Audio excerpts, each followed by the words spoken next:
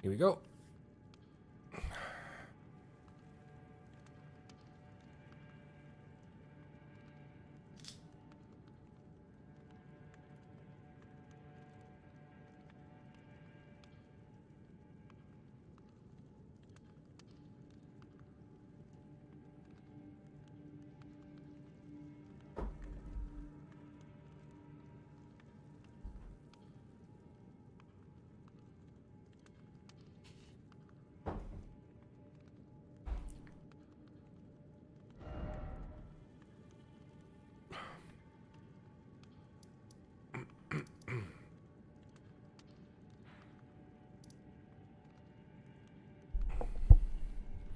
I realized that I fucked up a quest line.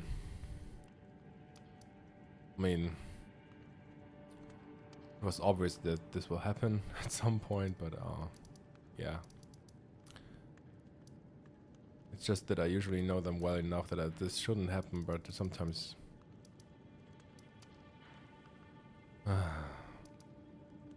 some things are easily forgotten.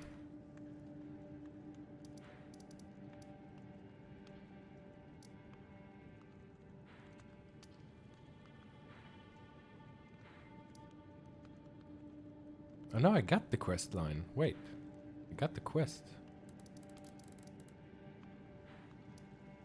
Might be able to invade Juno still, although I killed Rykard.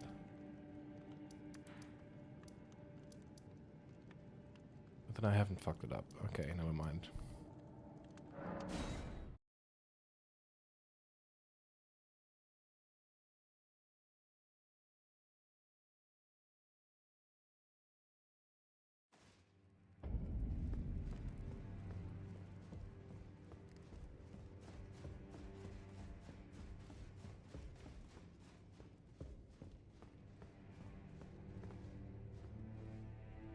Yeah, that is something that I've never noticed, by the way. I've read about it yesterday in one of my books. I didn't know that this sword of Bernal is here after he's leaving. I've never realized that his sword is placed here. Pretty strange.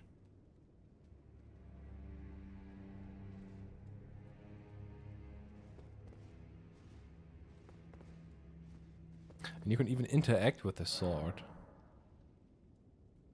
You can still learn the skills from his sword.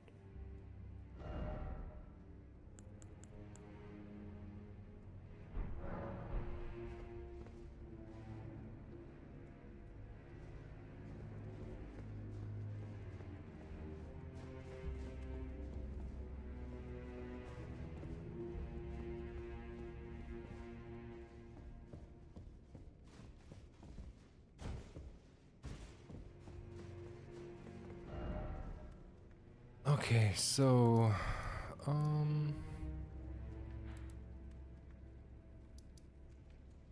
so many possibilities now.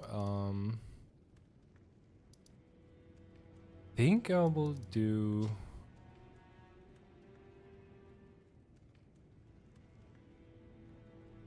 I think I'll go with Ronnie's questline now.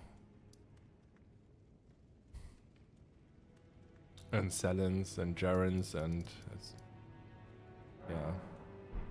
And then probably Caled. I have to think about. So we got Selin, we got Jaren, Ronnie.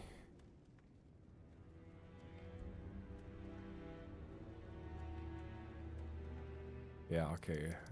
That's it.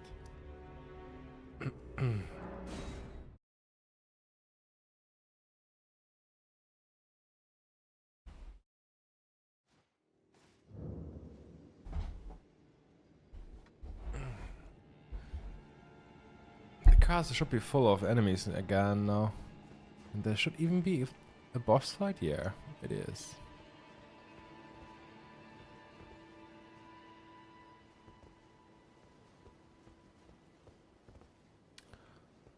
I think I'll just go and clear this one first.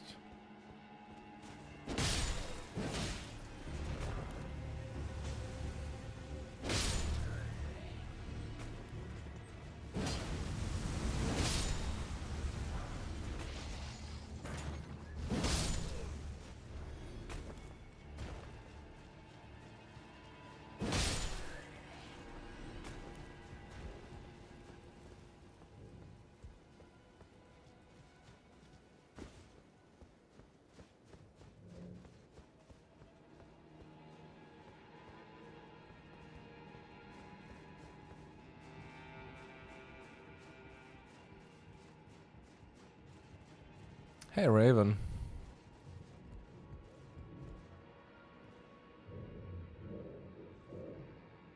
I don't think that this room was open the last time I was here.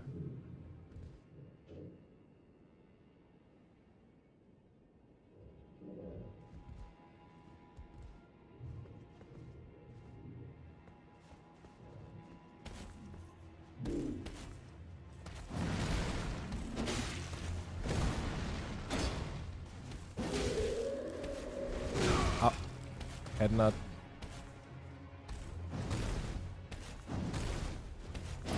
Oh, he's swinging a third and a fourth time and a fifth time and a sixth time. What the?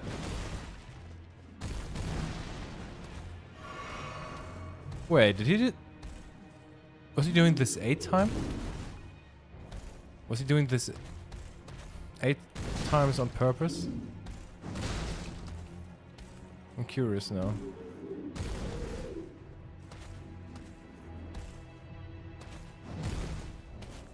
2, 3, 4, 5, 6, 7. 7 or 8?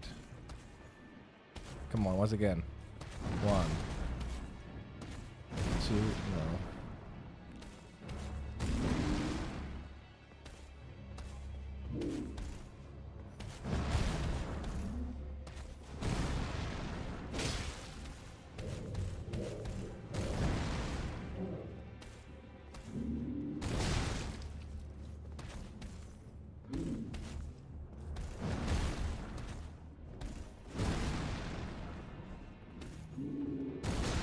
It's just because I think that number 8 is kind of important and it appears in different locations because for a reason. It would have been cool if he's doing something 8 times, but I don't know. It's probably just coincidence.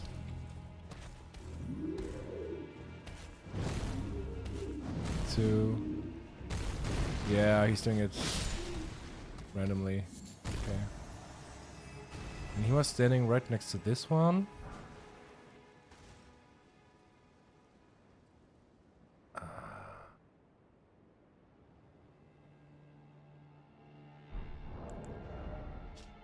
This one was guarding the flamberge.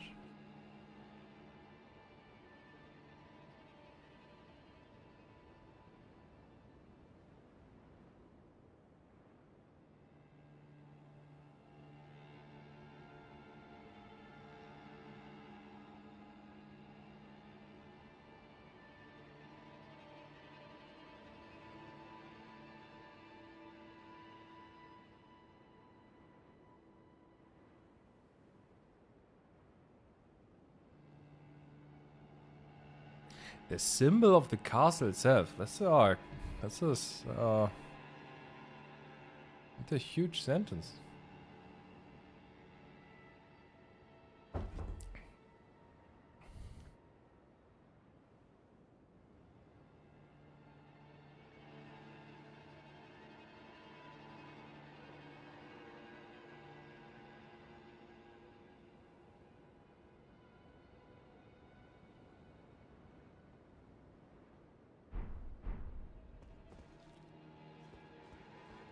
Also the sword that Jaren is using. What else do we have? Nothing stone of 3.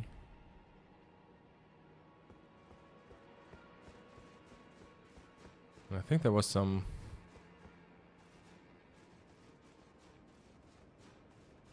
not that interesting item over here. Maybe also a smithing stone.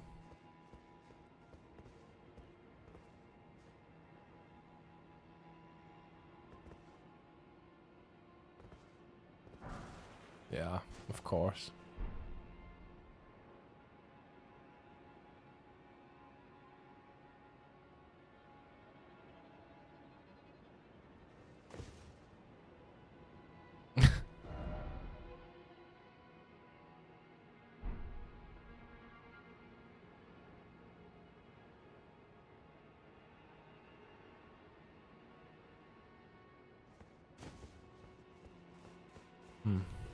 Nothing that interesting.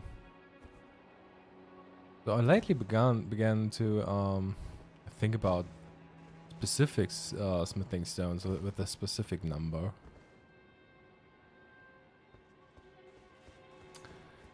It's just because there's one treasure chest in front of a woman statue, which I think is America, and it's a special kind of chest, which is pretty rare, and it has a Summer Smithing Stone 5 directly in front of America statue within it, and I don't know why. Maybe it's not the Summer Smithing Stones in general, but maybe it's the number. So at some point I have to look at the location of all Summer Smithing Stones 5. I don't know if there's something to it, but who knows.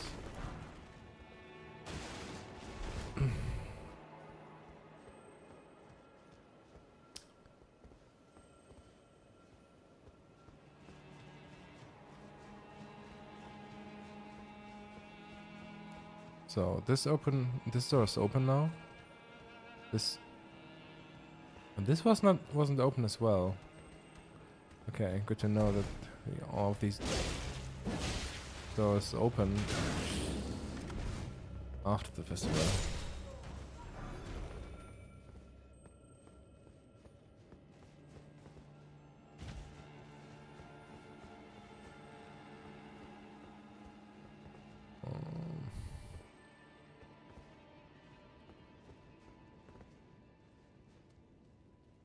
Probably cookbook. Yeah.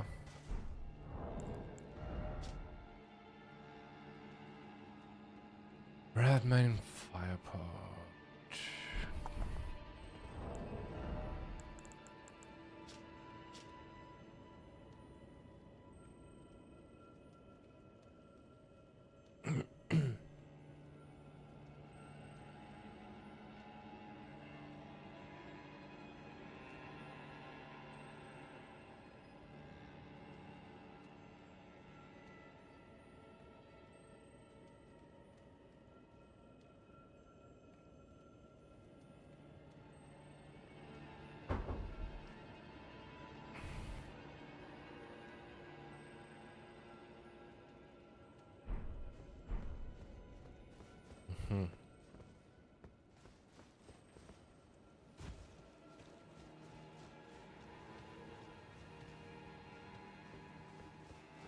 I wonder if the troll's coming down here as well? No.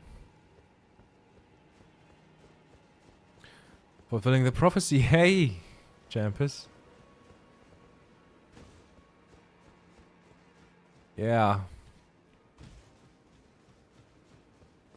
Not as the urchin not set off. I've not set the urchin on fire yet.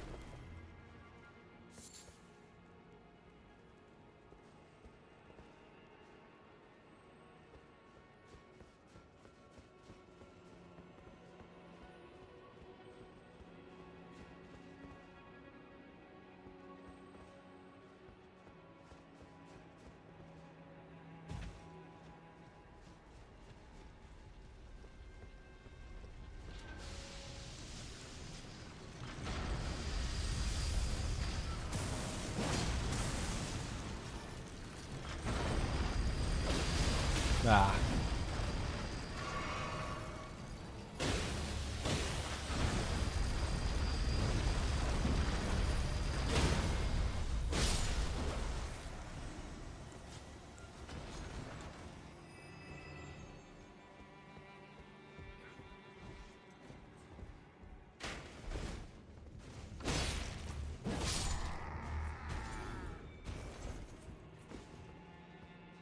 Okay, what have we here?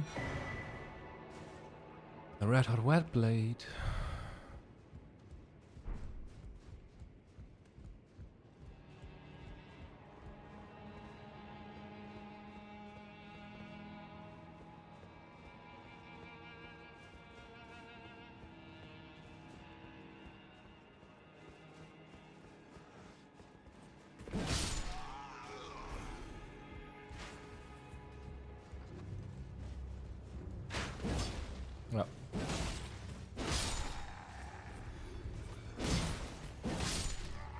How you doing, Champus?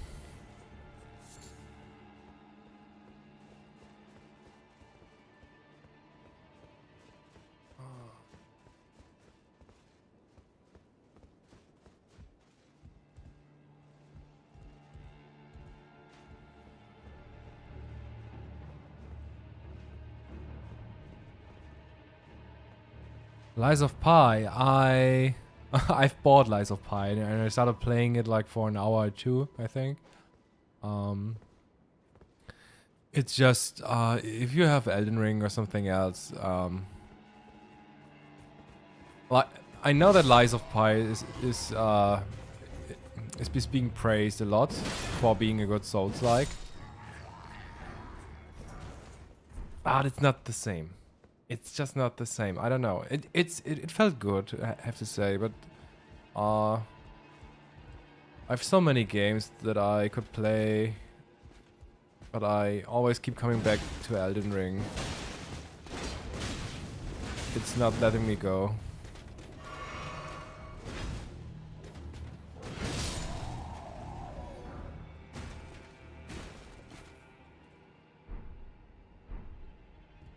Is the partisan guaranteed drop here? No, probably not. Why do you ask? Is the lore also as cryptic as in From Software games? See, that's what I mean. Smithing Stone 6 is just... What the fuck? At the end of this path, you get the chest, and it's just a Smithing Stone 6. Though there's something to them, and I can't really... Maybe it's the number. Maybe it's about these Smithing Stone 6 in particular.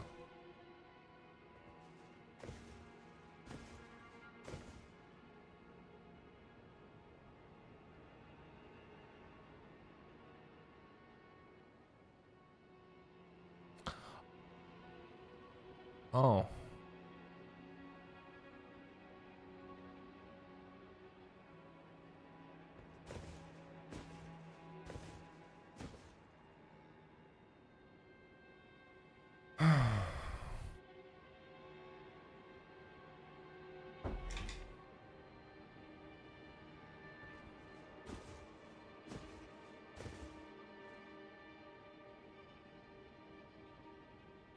So there is a case where I associated the number 6 with our confrontation with Radagon. I don't know if that's just a little illusion here. With a red main knight and a fiery spear. Maybe this was a little Radagon reference, and this is just a little coded reference.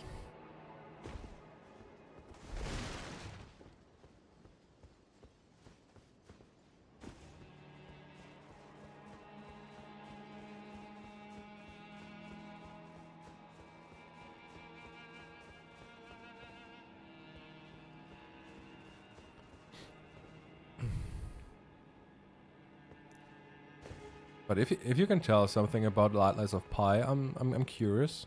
I would listen. I would read it. Just to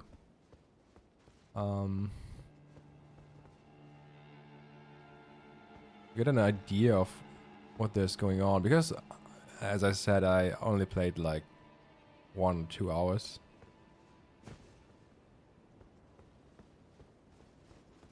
Wasn't there an item on here? Or do I remember that wrong? No, probably not. Okay.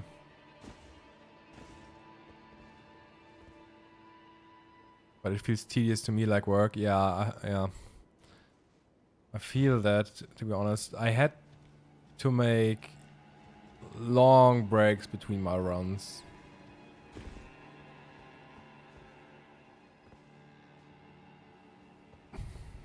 But my motivation has changed, especially because of me, because that I'm working on the lore as I do it now.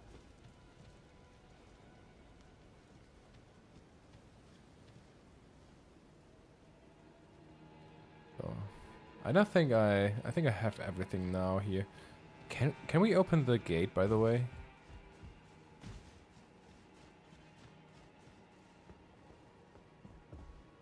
I have to say, what is I just gave myself the yeah.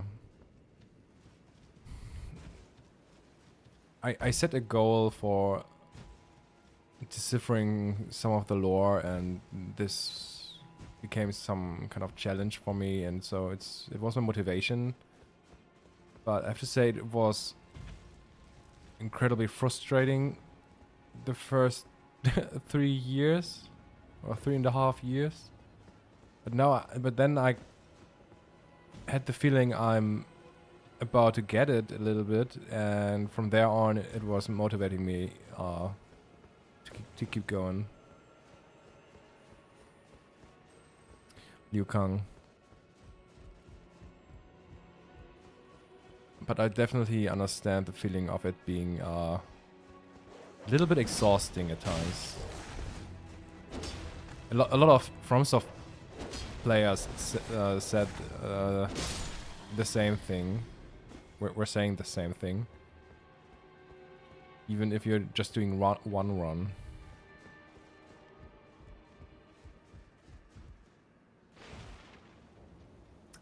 By the way, I didn't know that the bad ladies are giving a special reward when you're killing them the first time. But only the first time. Oh, damn it.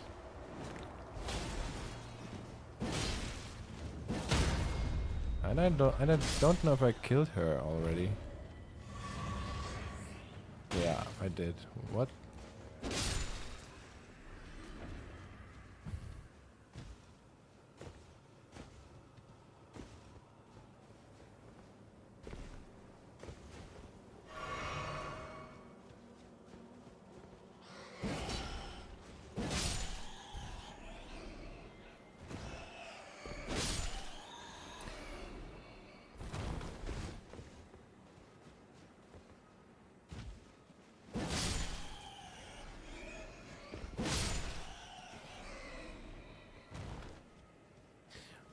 The Champions, you know what's kind of funny is that a lot of people say the lore of From Software games is good, but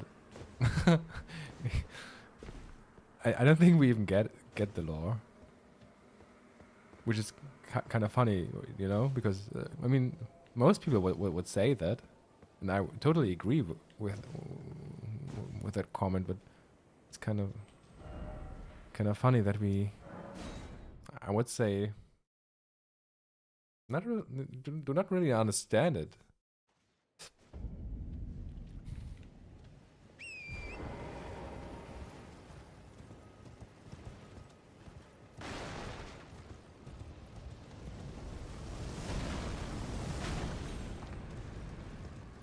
By the way, have you guys seen the there are some first pictures of the movie set, and some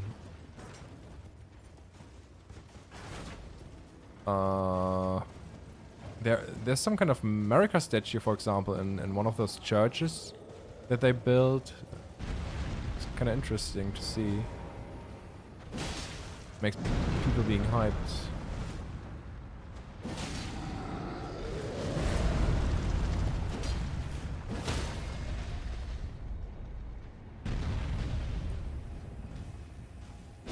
Uh-oh.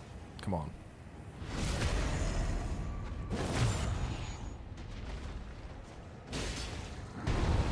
By there is no single meta narrative.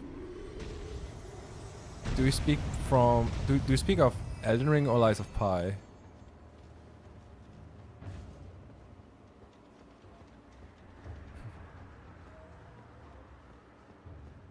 He's dropping nothing.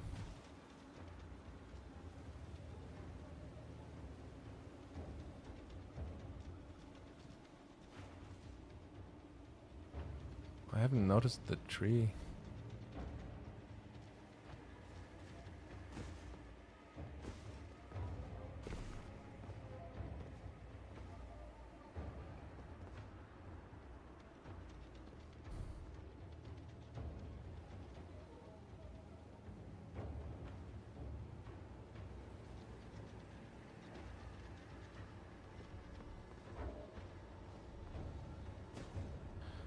I think I actually believe in a coherent meta narrative that exists.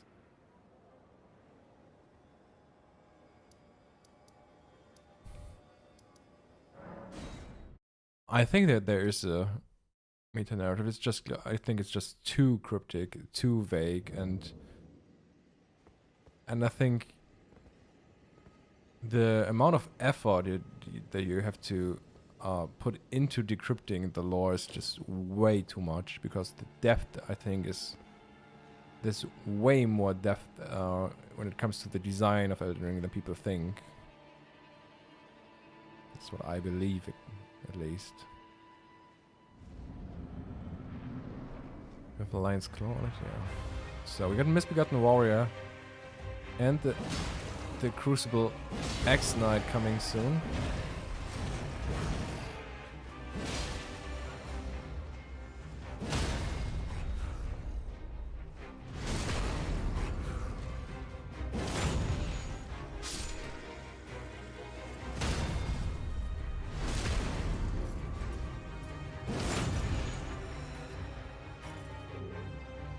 Seen that?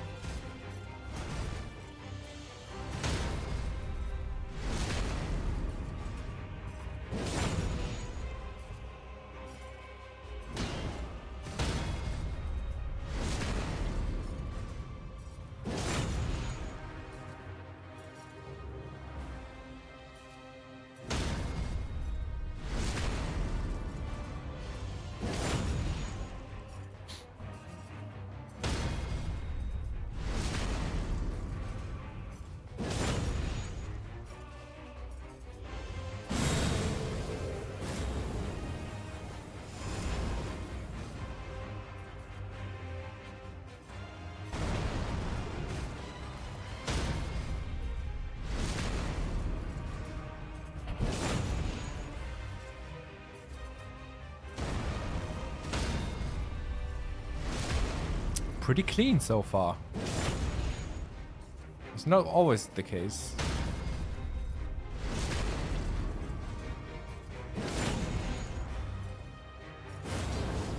Oh shit. I was hoping for finisher move.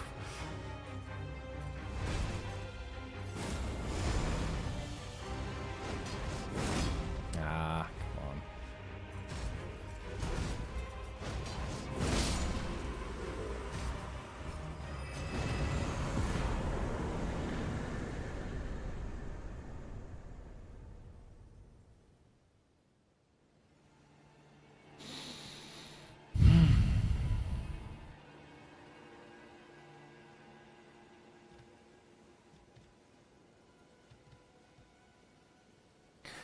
So,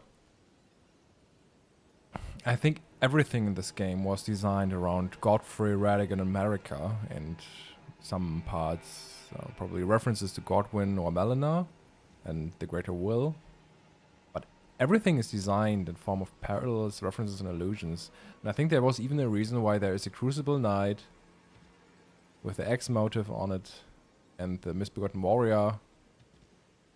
And a reason why there, exactly here, is the Rune's Greatsword placed.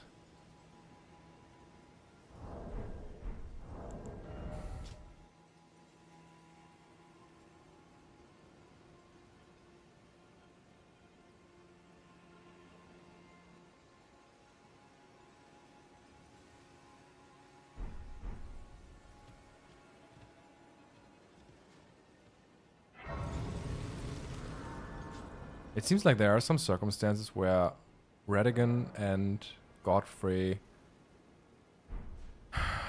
reference through the Misbegotten Warrior and the Crucible X Knight. I think that both of these are somehow related to Farum from Azula in the very distant past. And I'm still struggling with the story when it comes to the very distant past, because we got even less information about this era.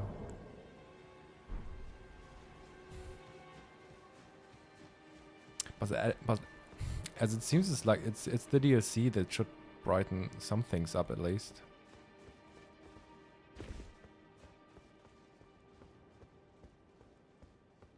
Shouldn't be Jaren here somewhere? Or is he leaving immediately after the festival?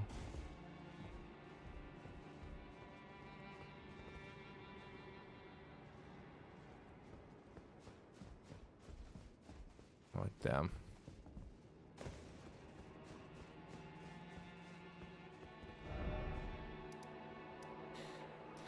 At least we're done here now.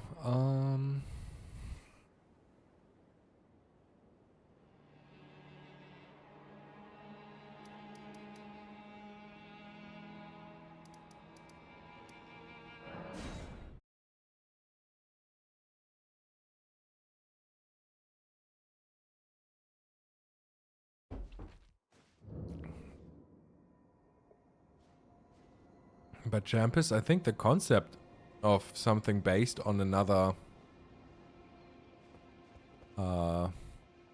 literary story like Pinocchio, like on literature, I mean, in general. I haven't played it yet, but the concept sounds interesting.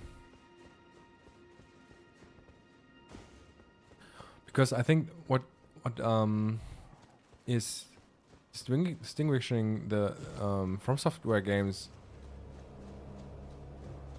from others is the method, how it is created.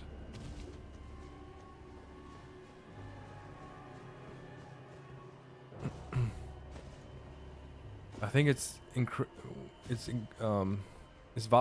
vastly different from other games in when it comes to the method and how and the concepts, how they design things.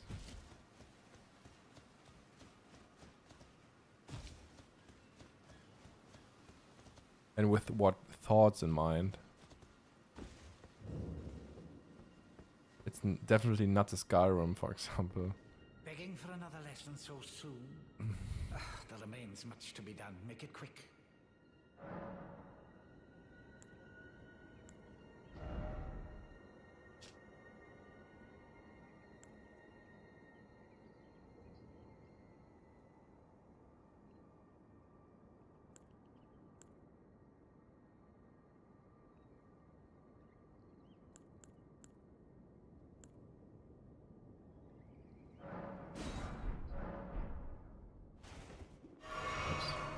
Begging for another...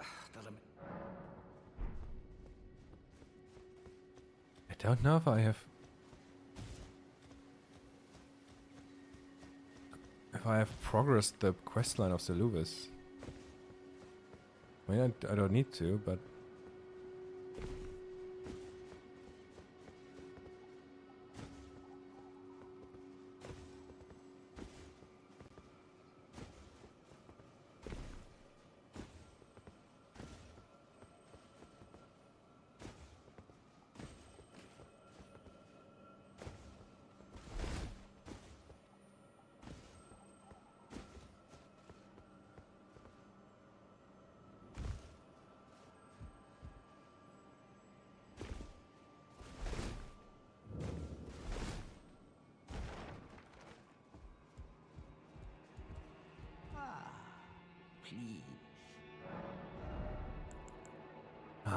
I was wondering because I knew that that Pidia has also the Karen retaliation, but Seluvis has the skill, and this seems like the Ash of War. Yeah, okay.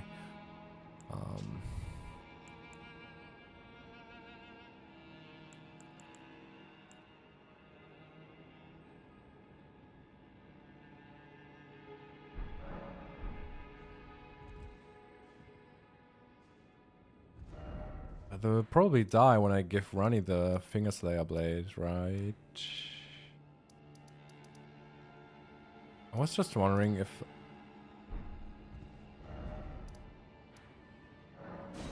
Isn't Seluvis at one point sending you to Salon because of the... because of something?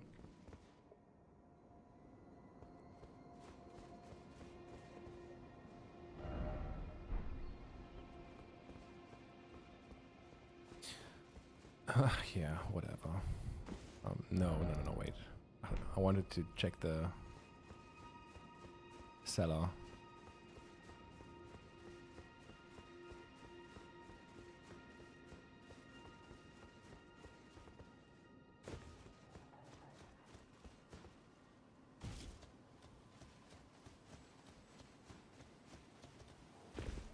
Is this the other way around?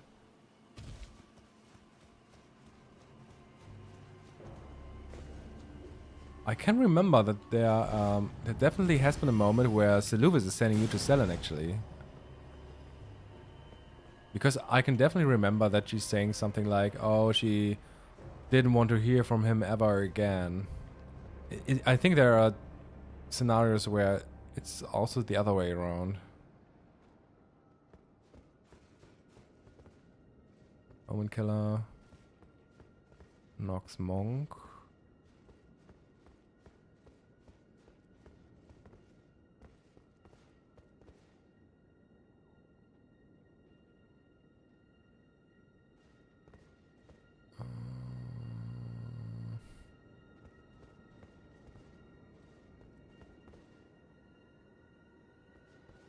The jar dude.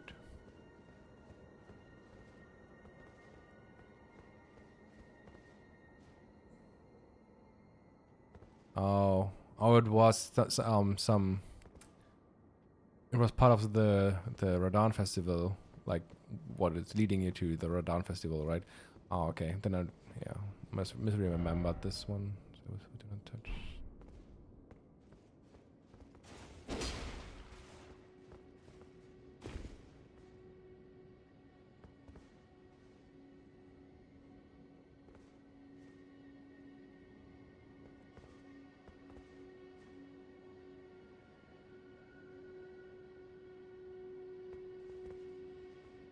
I'm just sometimes wondering if there are any interesting details, because the detail is sometimes just insane.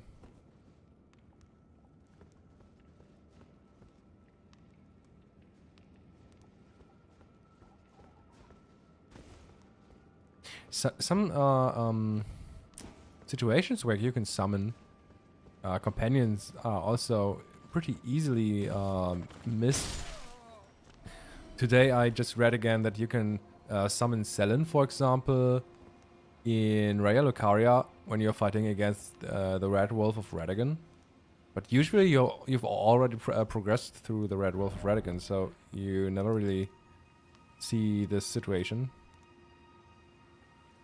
Well, I've actually... I think I always missed the situations where you can, for example, summon Dung Eater against Morg.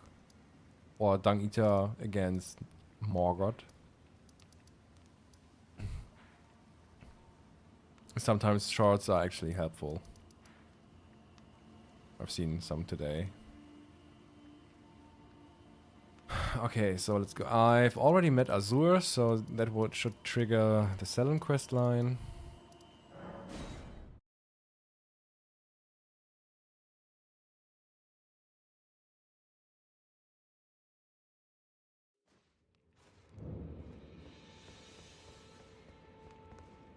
There you are, my apprentice. Shall we commence the lesson? What's this sorcery, my apprentice? Ah, then you have seen Master Azure. Master Azure was a founding Glintstone sorcerer, and my first teacher. A stern judge of men. But he must have seen something in you. You make us both proud. We can speak more later, my apprentice. If you recall, I was exiled from the Academy of Raya Lucaria. It was for attempting to restore the primeval current of Glintstone sorcery. The toothless pedantry peddled by the Carian royal family can rot for all I care. I want Glintstone sorceries that open our minds, unbound by terrestrial taboos, no matter what we give in return. My apprentice, I presume nothing. Teacher and student are not bound to tread the same path. But hear me out, my apprentice. I need your help to restore the primeval current of Glintstone sorcery. Perhaps this is a journey we could take together. I wonder what she's saying when I just say, let me think about it. Forgive me, it was an outlandish idea to begin with. And I fear quite presumptuous of me as well. Don't give it another thought, my apprentice.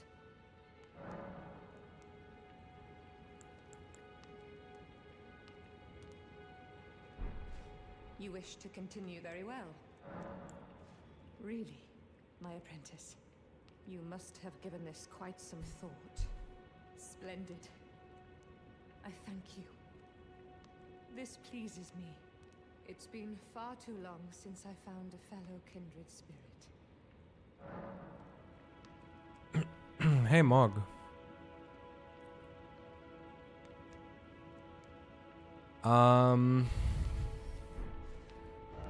So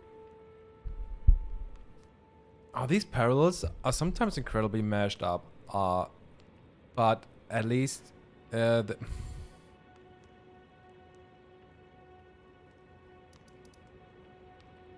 mean, it's I don't know if it's a strange trigger to meet Azure to trigger her quest line, but you maybe remember when we were on Volcano Manor that this passage over here leading to Azure, it's the way you usually get to Azure. There's no other way usually. So, and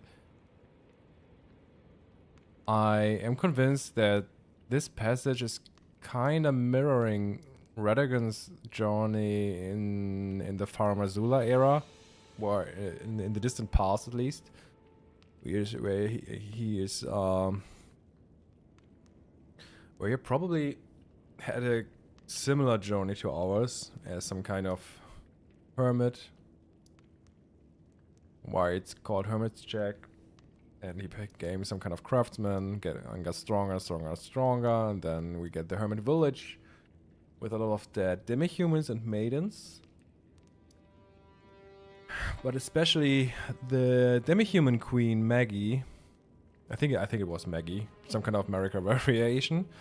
But with a black moon, with a memory stone, I mean.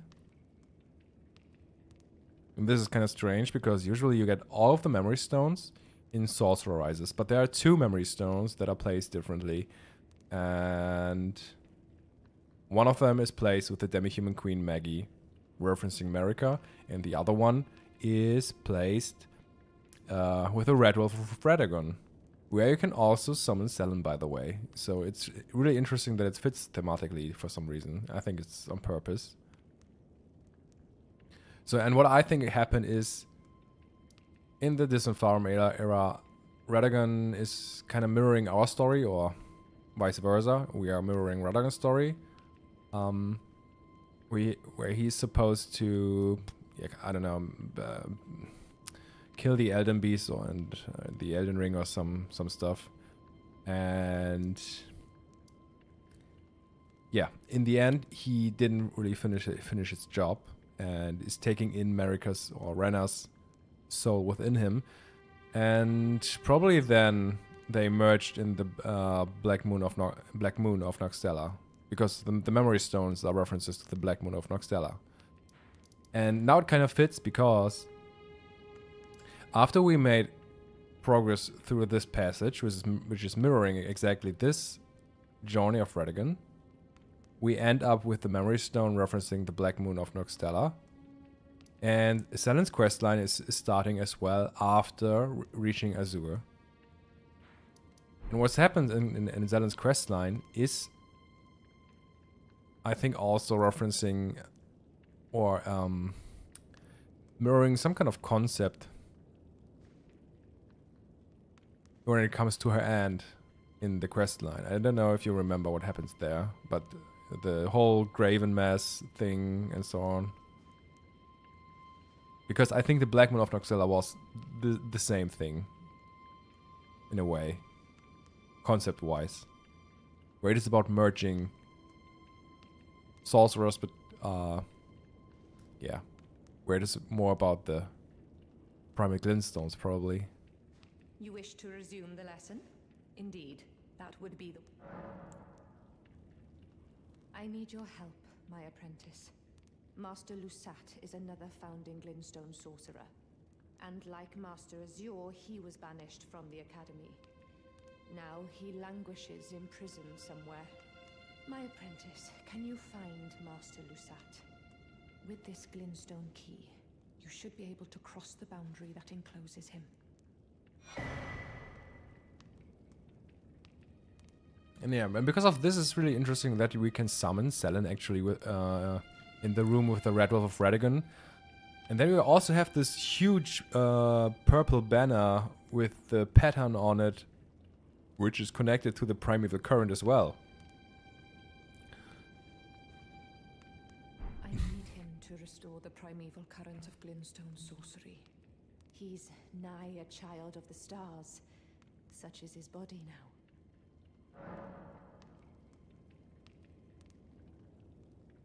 The conjoining of forms? What do you mean by conjoining? I'm sorry, sometimes I don't understand every word because of a language barrier. Do you mean like merging? Fusing? After his expulsion from the Academy, I heard that Master Lusat returned to his home, a place called Celia in the eastern Caelid wilds. Thinking about it, I obtained the glintstone key I gave you from a Celian sorcerer. It wouldn't be too much of a leap to suppose he's still cooped up nearby. Oh, I wasn't paying too much attention right now because there was a really interesting dialogue line right now, because she was just saying that she got the... Okay, we... Or I can repeat the dialogue. Returned to his home, a place called Celia in the eastern Caelid wilds. Thinking about it, I obtained the glintstone key I gave you from a Celian sorcerer. It wouldn't be too much of a leap to suppose he's still cooped up nearby. It seems like she's referencing Gowry, probably. Yeah, I think the Gravenmass concept is follows some kind of principle like conjoining forms. Yeah, conjoining of forms, merging together, I would say. It's probably a general concept that is that lies behind several designs.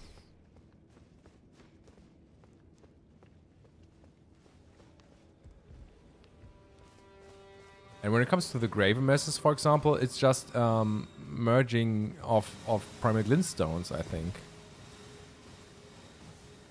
While, for example, when it comes to Rykard as a God-devouring serpent, it's more a devouring process.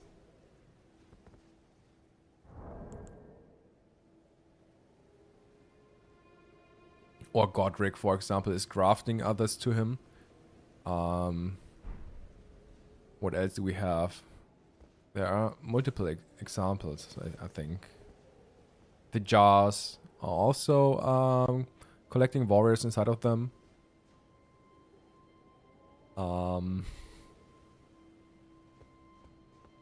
Yeah, and in a similar way, the Gravenmass is exactly this. It's just not with some kind of innards or hearts or arms and legs. It's just the glintstone hearts, in a way, you could say.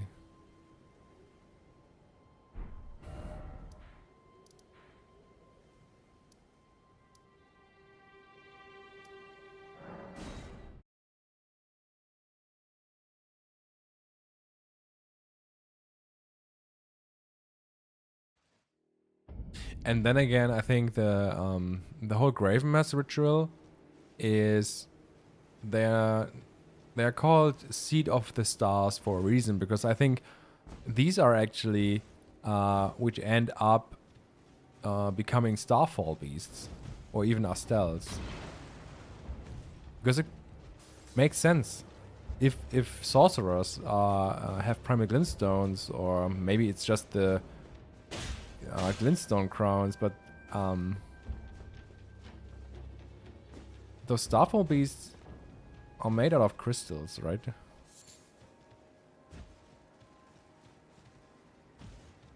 And yeah, I think there's just a lot more to it.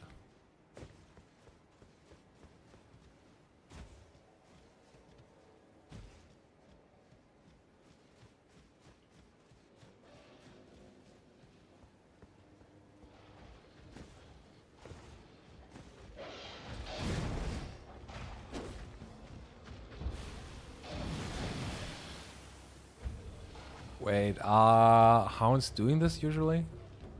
Spreading rot?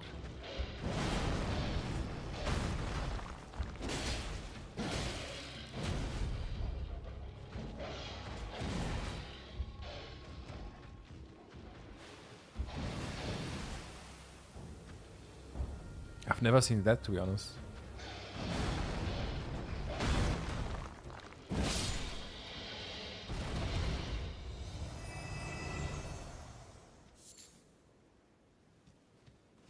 But this is one of... It's a really... First time I see... Yeah, me too. I don't... I can't remember it, though. So, maybe.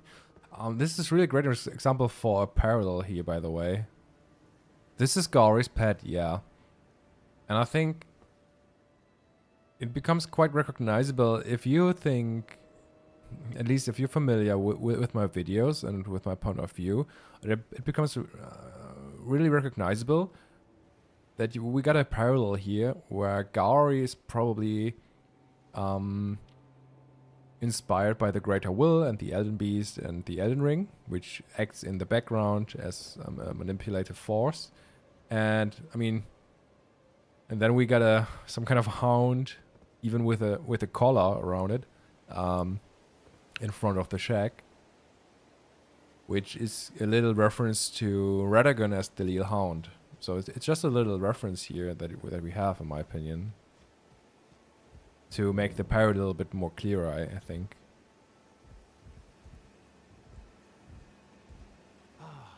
Welcome. So, you gave Millicent a golden arm replacement. This is a wonderful development. Thank you for your kindness. Now, Millicent may fully realize her true warrior's potential, like her beautiful mother.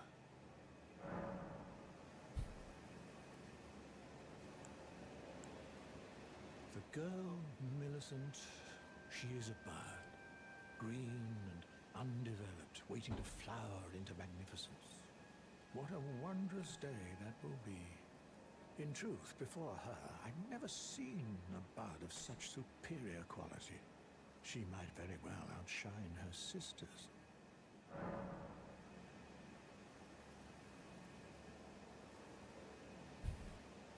Yeah, oh wait, it's actually interesting that he's teaching sorceries and incantations.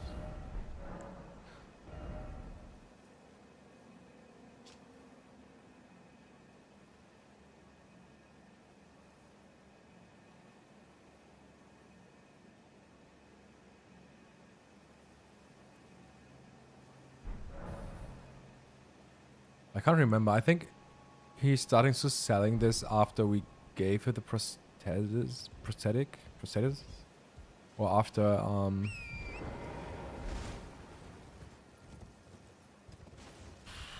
after this dialogue, I think that we were just listening to.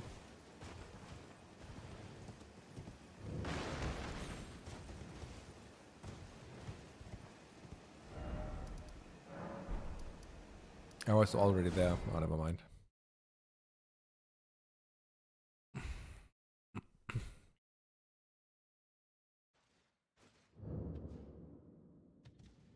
But I still struggle with interpreting the Millicent quest line. There are a lot of parts that I can't make sense of.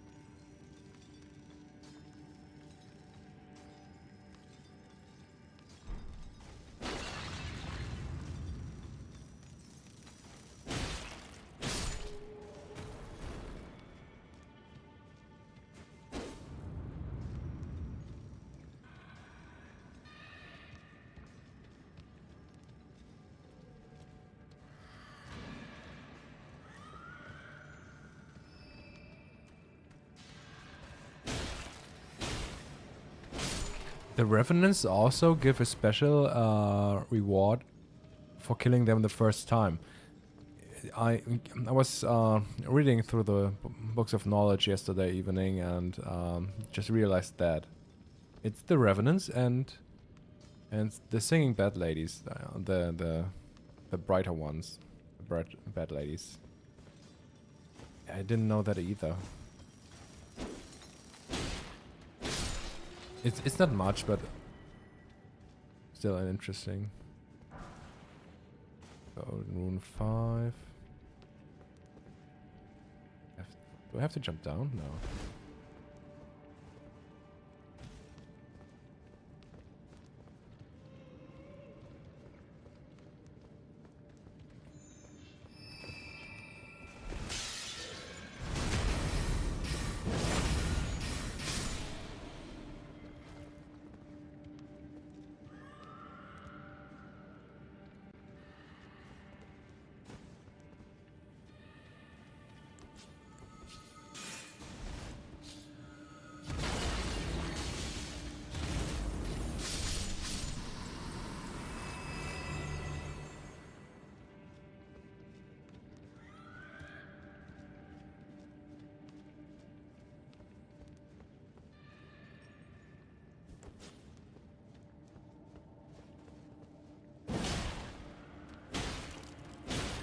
Oh, it's a big one.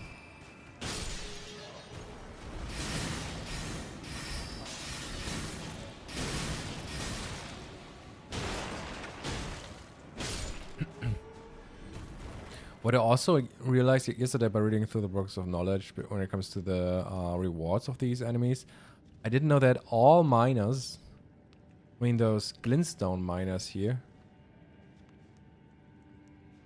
all of them have a chance to drop some Samba smithing stone. At least if they're correctly. Samba smithing stones, though no normal ones. Glowstone 4. That was also pretty rare.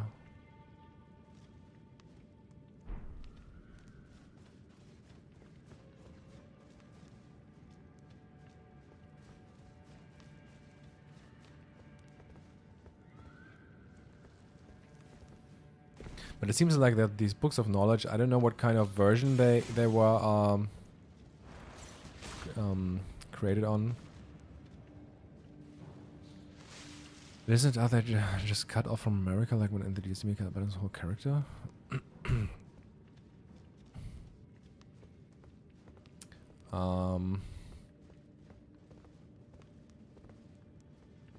No, or at least I think, I don't know. I think the circumstances are a bit different when it comes to Millicent in comparison to stuff that happens in the DLC. It's a bit alluded to that Gauri is in some way the father or the creator. I think there's something in his dialogue where I mean he's calling her daughter, right? That it's one of his daughters. It seems like she's obviously not naturally born.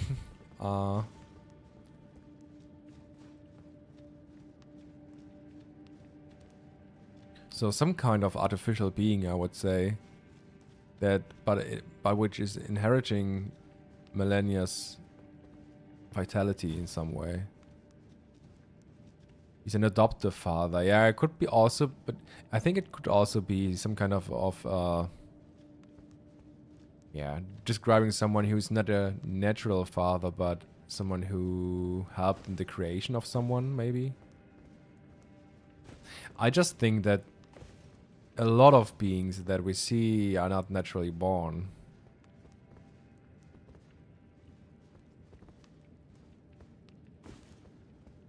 When you think about Albinoxos, for example, they're not naturally born. They need some kind of blood. Usually, I think. Maybe it's similar.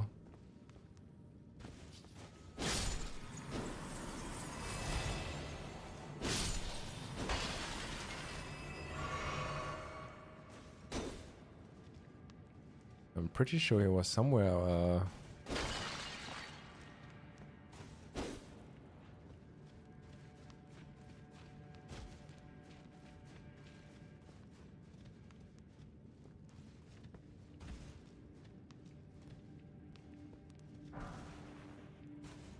3 preserving boluses. Was it over there? No. It was over there.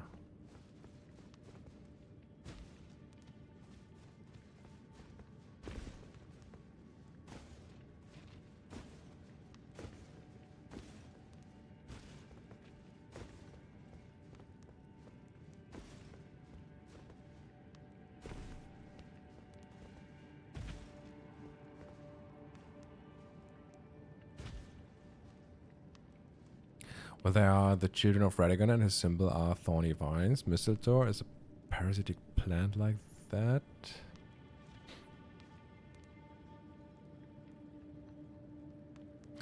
I've never thought about that, to be honest.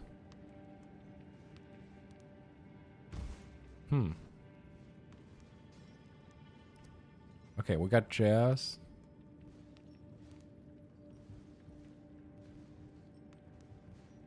One, two, three.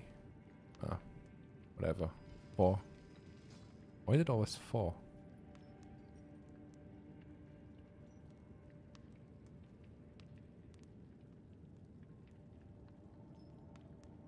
I swear there are several caves like this, where the 4 chairs like this are placed. 2 of them are down, 2 are standing. I mean, I'm just paranoid when it comes to chairs, but I'm convinced that they have some meaning when it comes to the catacombs, but I don't know if this is the case for other spots as well. Okay, let's go. Oh, was this a normal Twin Sage? Yeah, it was. And 2 carrion.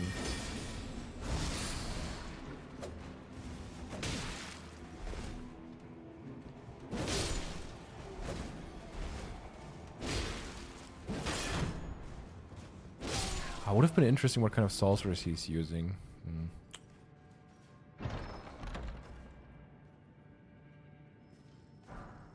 Crystalline ashes.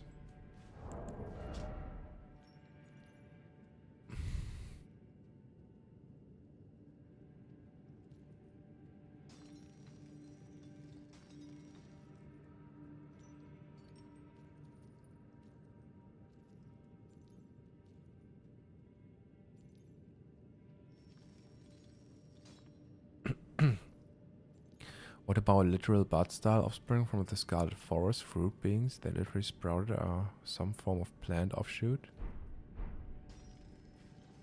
Maybe.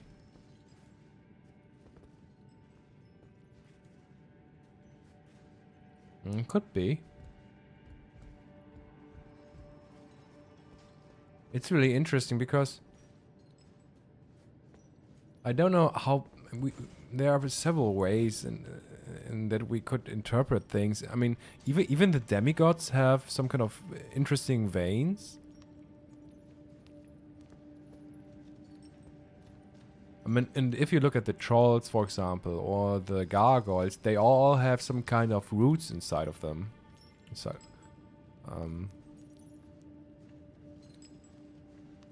Maybe it's used to rebirth beings, I don't know.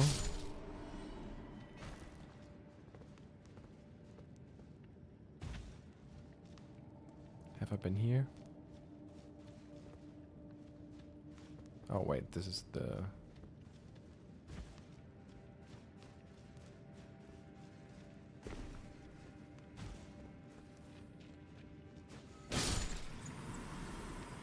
Is there any item that I've missed? Yeah. 10 crystal darts.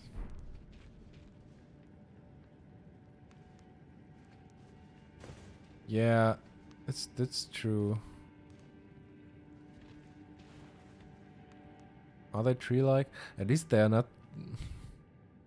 It doesn't really look that natural, at least. I mean... I wouldn't say tree-like, but I know it, I can understand what you mean. I was pretty sure that there was somewhere over here an illusory wall, but maybe I'm just remembering that wrong.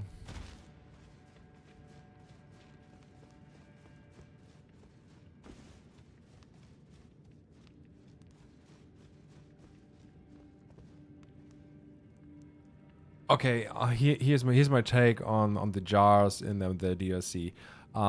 So first of all, I think the jars in the base game are completely different from the jars in the DLC when it comes to what they are symbolic for, what they stand for, what they should represent, what kind of concept. Because I think in the base game, the jars are used as references and as a parallel to the Tarnished, actually. So, but when it comes to the DLC, I think they were using the jars in the DLC for something else. And maybe you remember what I said a few minutes ago about Radagon merging together with Renna in the Black Moon of Noxtella with some kind of merging ritual, mass graven ritual. So I think the three, what are they called? Caves? Are they called caves or prisons in the DLC? There are three of them, like icy prison caves, and I think the whole shaman jar ritual is actually, in an abstract sense, it's always incredibly abstract how they are interpreting and designing these things, but it's jails, yeah. I think the jar ritual, which is thematically heavily connected to the jails in the DLC, are all revolving around the event of the Black Moon of Noxtella and what was happening there. Because it was Radagon who merged with Renna's soul inside of him, which is a shaman's soul.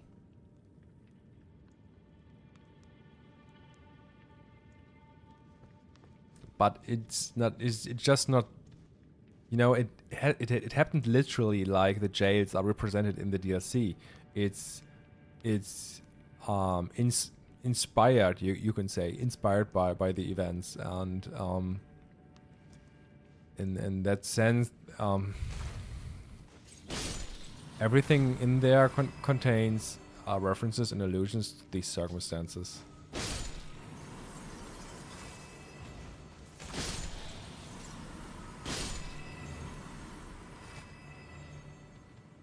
I haven't figured out any detail yet. It's just that I think I can recognize it, and there are some things that fit really well,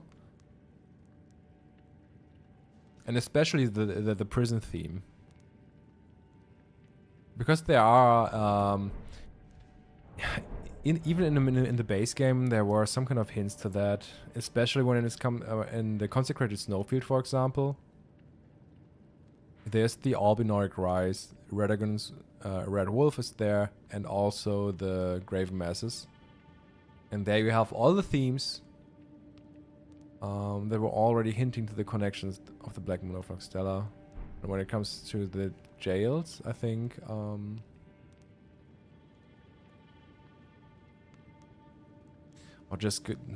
it goes too far. It's just that yeah, I don't know.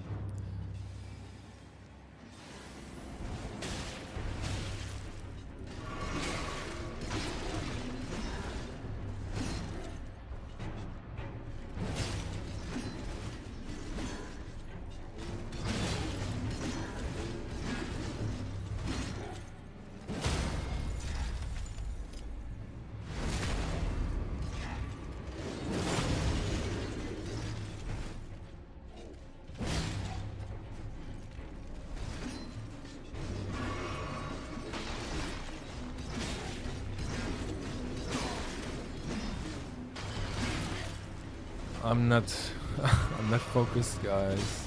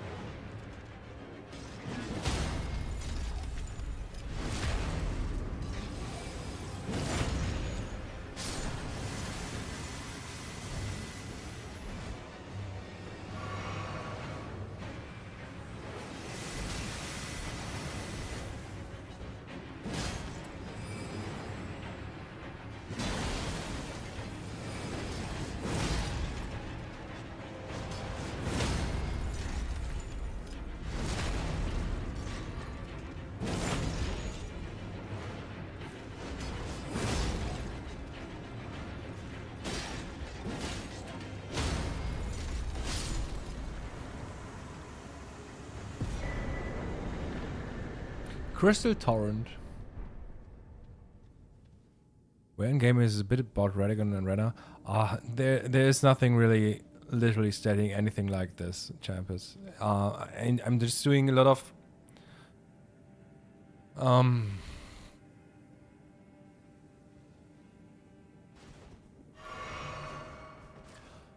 just interpreting a lot of the game's content in a different way than most. I would say most lore tuber would do, and it's because yeah, it's a lot of environmental storytelling, reading things as some kind of allusions and references, but especially character parallels, and it's something that's crystallizing, I would say,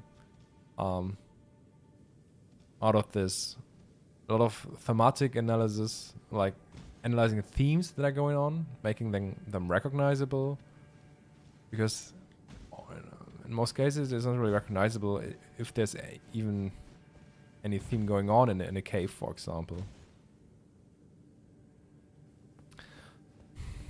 I don't know if that makes sense. I don't know if, do you have watched my videos, or I mean at least the Let's Finally Crack Elden Ring video? I was trying to explain my methodology. Yeah, I think it's so. What I'm doing is similar to recognizing some pattern behind the game's content. For example, I mean you are also recognizing the abstract concept that lies behind crafting, fusing, mass graven, etc. So I think there's an idea that Miyazaki and probably Miyazaki has in mind, and which is then interpreted by designers and other team members probably, and creating game content, visual stuff according to that principle. But it's never really explained. But you can abstract. Is abstract a verb in English?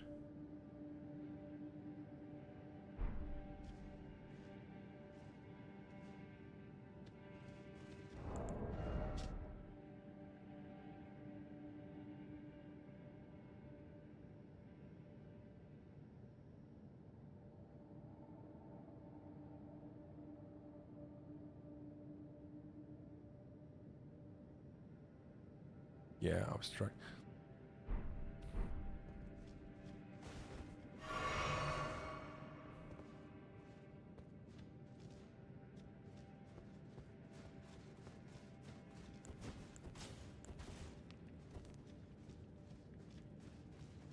Extrapolate is also something that that I do. I mean both. Sometimes it's about to abstract some ideas that might lie behind the conceptual design, to abstract the concepts that lie behind these things. And what I'm doing is then I'm going to extrapolate on after having these concepts in mind that I think can be abstracted. If that makes any sense.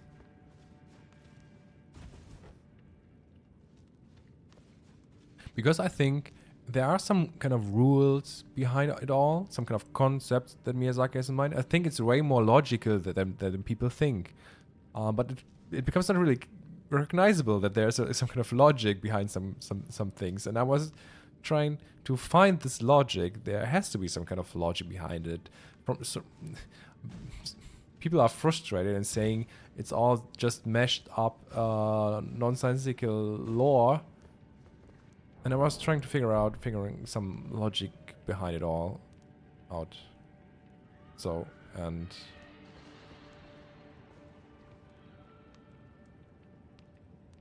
yeah, and then I also try to apply these concepts to the theory of crafting. I think a good example I think is another concept, I think, which is kind of abstract, but I think also applies to a lot of stuff, is the dragon communing. It's about consuming a dragon's heart and gaining thus the powers of the dragon. And I think it's not just the heart. I think it's alluded to the fact that we are consuming a soul when we consume a dragon's heart, which is still beating vivaciously, how it is described. And in most cases, a heart is symbolic for a soul in literature most of the time. So the concept of consuming a soul, I think, it's incredibly essential for the lore and the concepts that lie behind it. And actually, it's a pretty common concept, not just in From Software games. In a lot of Souls-like games, consuming souls and gaining power through this act is, I think in fantasy, a pretty common concept.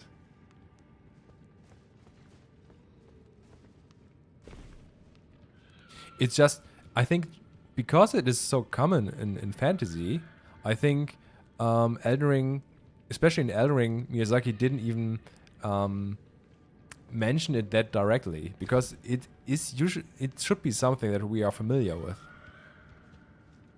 You know?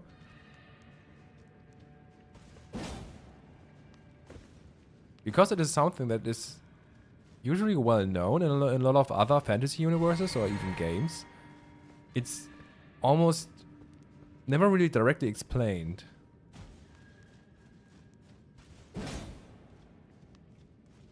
I swear, there's some over here.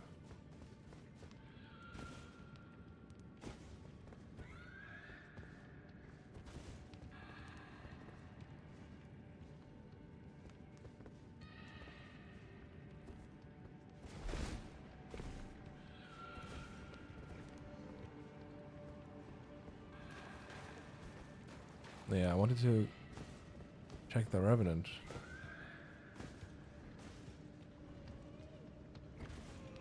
Aww. I guess I'm going to die here.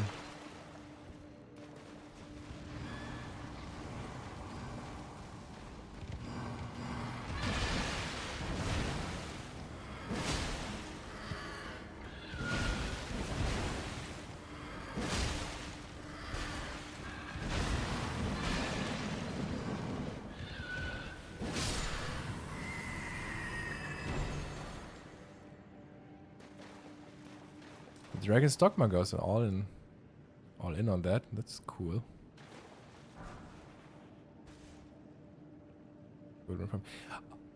Isn't it even Skyrim where you are consuming a dragon's soul?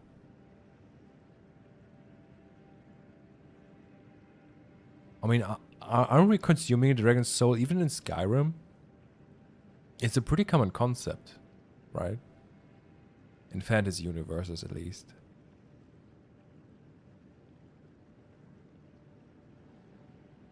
It's everywhere, yeah.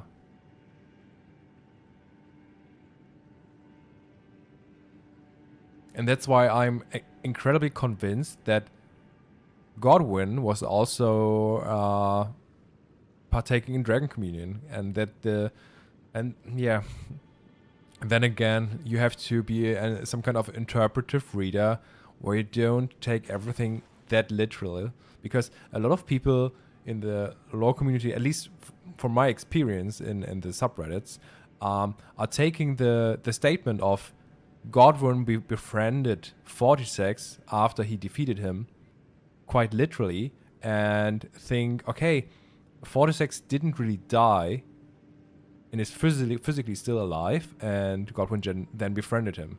But that doesn't really explain how 46's soul got inside of Godwyn's corpse. So I think, and it also doesn't really explain how he gained the powers of 46, because he was using the incantation that is usually one of 46.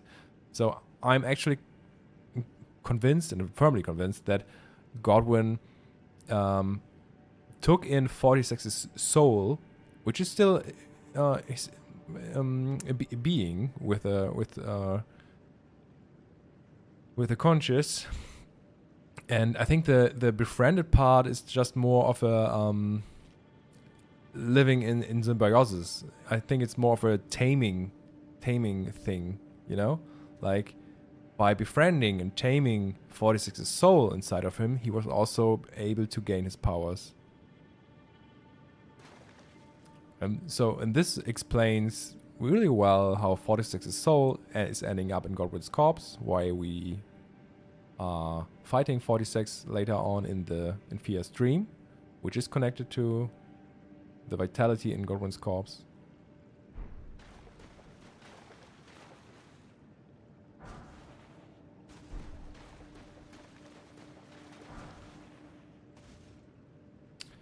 Stimulating bosses.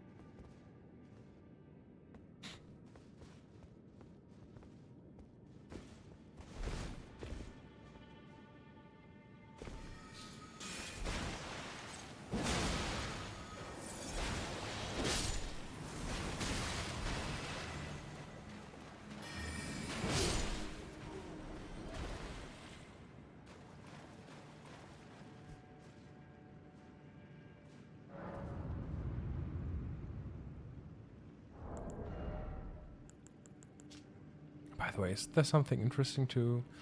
Oh, and I read some interesting interview today that appeared in CG World. It's kind of sad because it was a Japanese interview and there's no translated version of it. But I just tried to put it into some AI translators to get at least an idea of what was talked about in the interview. And because it was about the concept of how they work in some way, and a lot of technical stuff as well.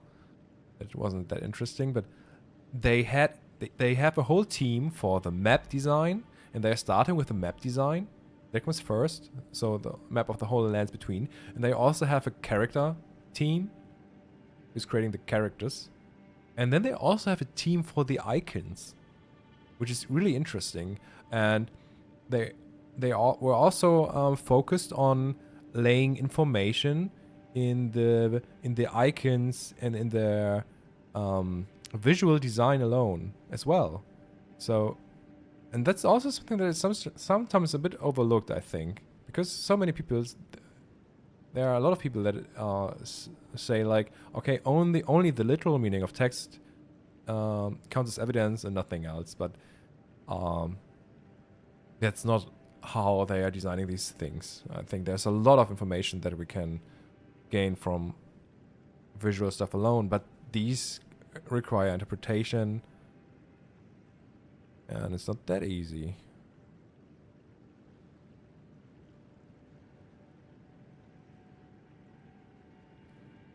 The primary Elden Lords and their spell mentioning the dragon following God was in his nightmare. Communes with the dragon.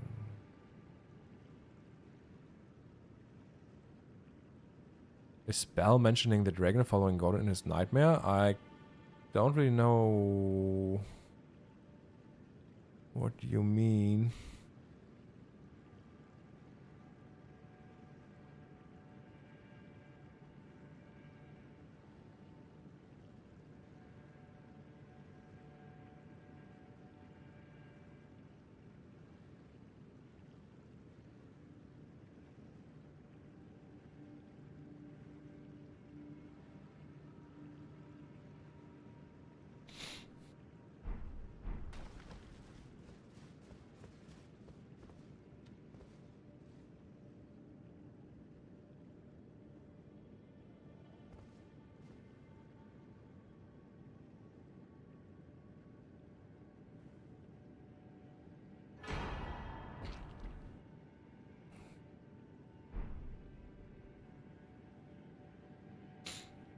The spells.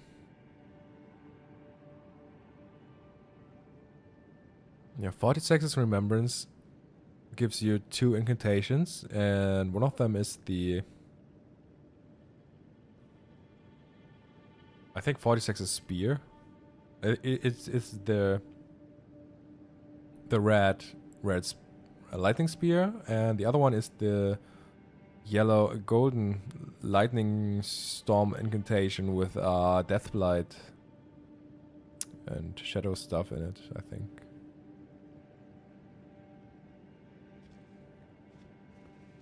What's that? Can you actually... Is it a bad thing if I... Okay.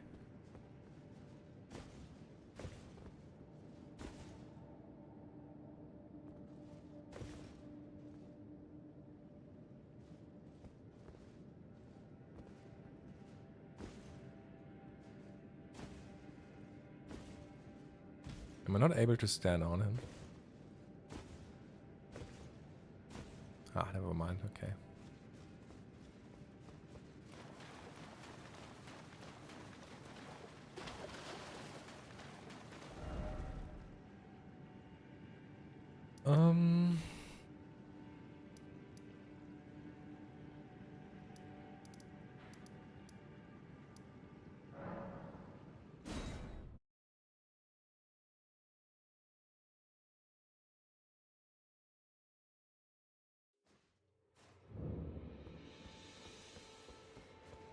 My apprentice, give me a moment later.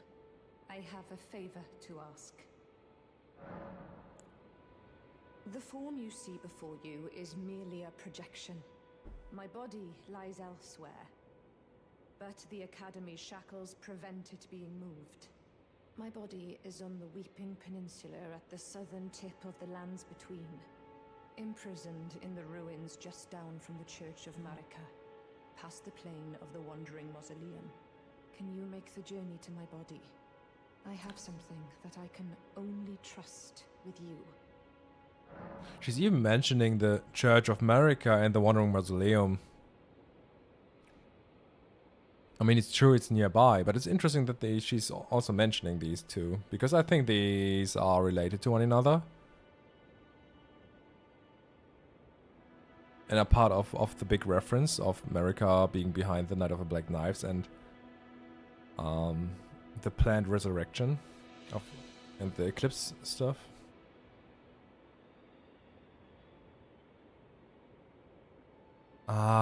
Yeah, I was interpreting the circumstances in relation to Marika being so. How I interpret the story right now is that at one point she dies in the Night of the Black Knives, and her soul returns to Radagon and is kind of imprisoned inside of Radagon. But in some ways, she some spirit tuner. She's still being able to cast a projection, probably, to communicate with others. Regarding the parallel, I think this is some kind of concept, which might have been, which may apply to America as well. Who could have guessed? What a place to find Master Lusat. You have my gratitude. This is all your work. I am truly pleased to have you as an apprentice and a kindred spirit. This is a mere token of my thanks. Please, take it.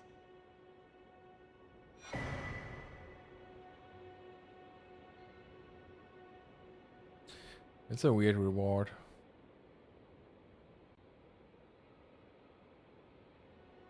This brings us a full step closer. The bodies of Masters Azure and Lusat can be admitted to the Academy. If only I could undo these wretched shackles.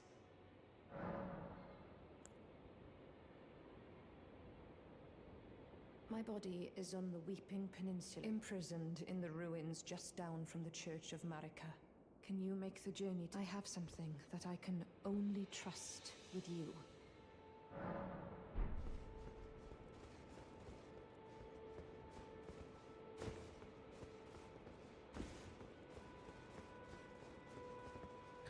It could also be that it's mirroring some way.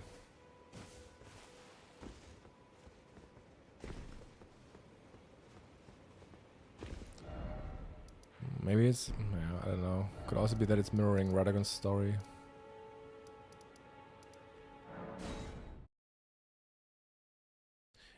I thought the fourth Church of Marika so intriguing because in all the other ones we got an interesting dialogue with Melina or some other event, but in this one, nothing.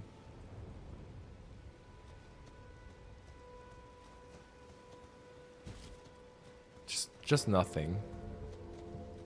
But I found the color coding is quite interesting. And the fact that there are mausoleum soldiers guarding this church, which connects the church with the mausoleum.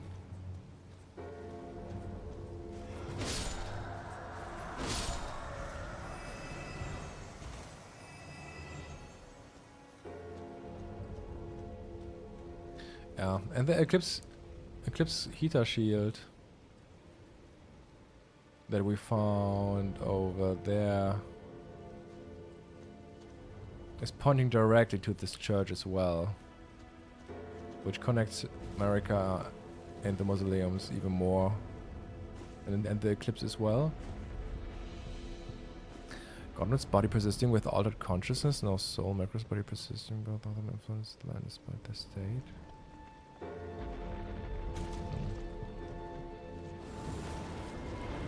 Yeah, and some mass graven stuff here again.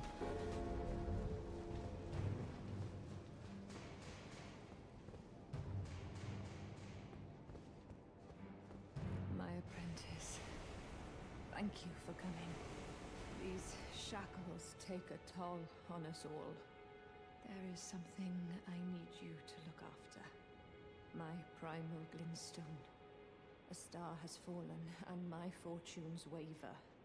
Someone may come for my life, and so I entrust it with you, myself.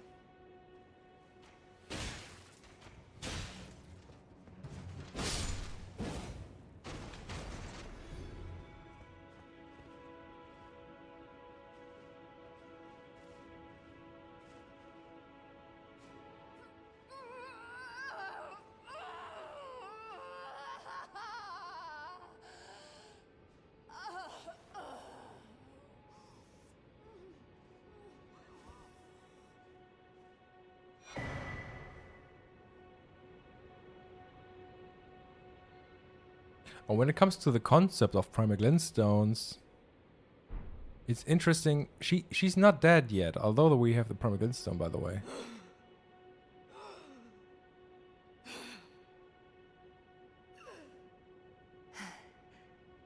Thank you. My apprentice, this is my essence. Please, treat it with care.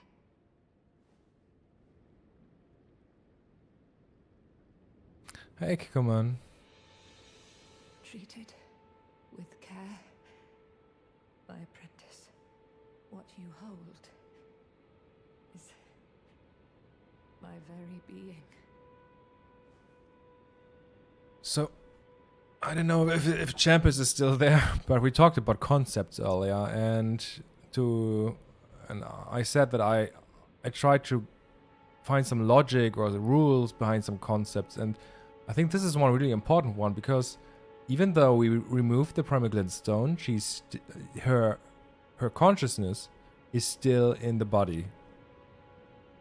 What that means is, and another viewer mentioned the concept of a phylactery, and it seems like it's exactly this concept. It's a concept of a phylactery, even though her soul is bound or inside the primal glintstone.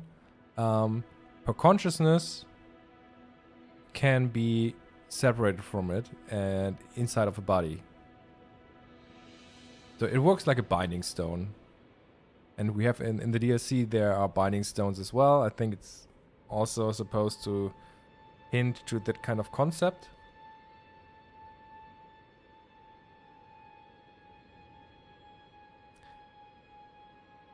But, and here comes the thing. So you have an object where a soul is bound to, but it doesn't have to be near you. So your consciousness can be inside of a body. You can still be alive, but your soul is bound to an object, in this case a primal glintstone. But the important part of the concept is I think is what happens when you die, because when you die, your consciousness or your spirit or soul, whatever, I don't know, returns to this object to that you are bound. And it's really important here. I want to point it out that she's still alive, What you hope. even though the primal glintstone is removed. And there's another situation where it becomes clear, because the moment in that she's dying is, you even get a message for it. I mean, some people of you might know that. I don't know.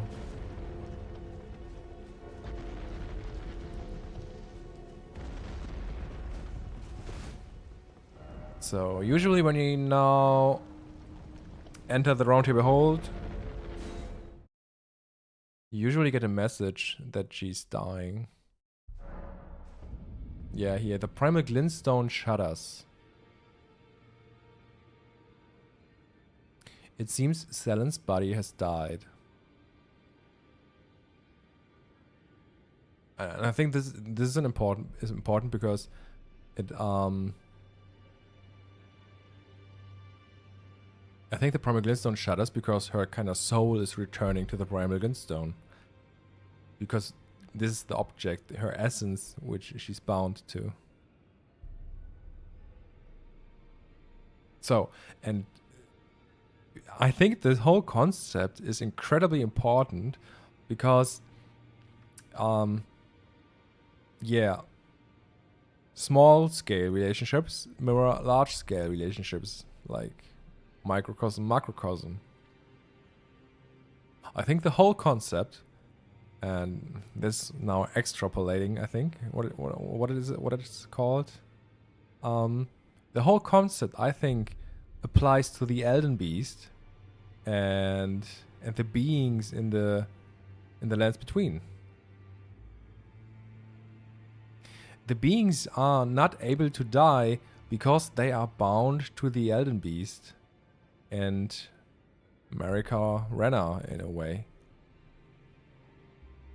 And that's also the reason why their souls are returning to the Earth Tree usually. And where they then can probably be reborn in a way.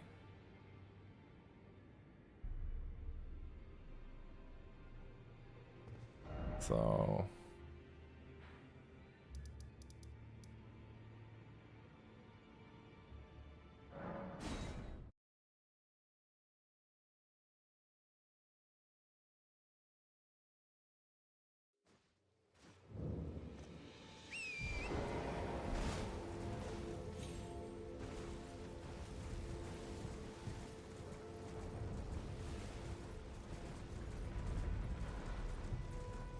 I see the Elden Beast as some kind of primal glintstone, yeah. And the core part of it is Renna's primal glintstone.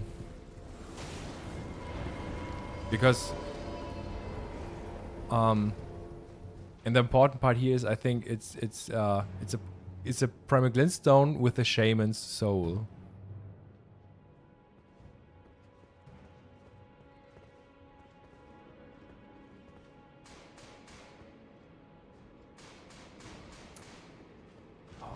Shut the fuck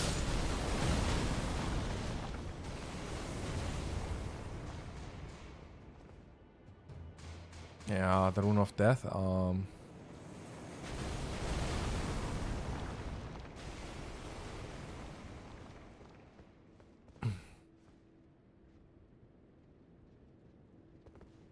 Okay, now we got Journey. Is she?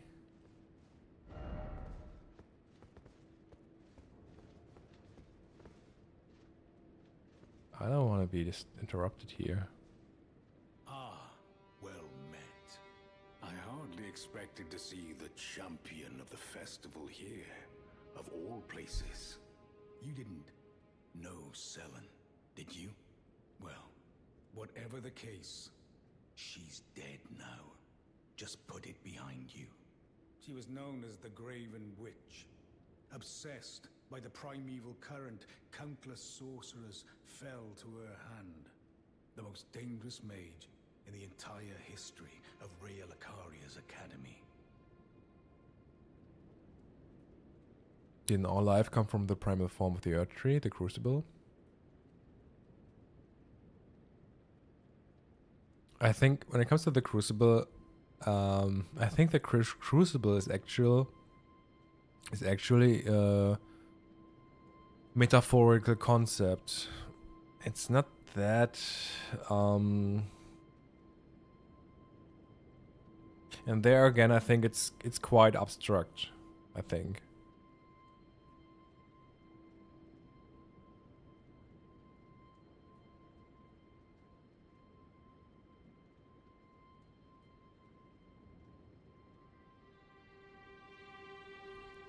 So the Crucible, I don't know how it is said. The Crucible is that from which the original energy or vitality from the Earth Tree comes from.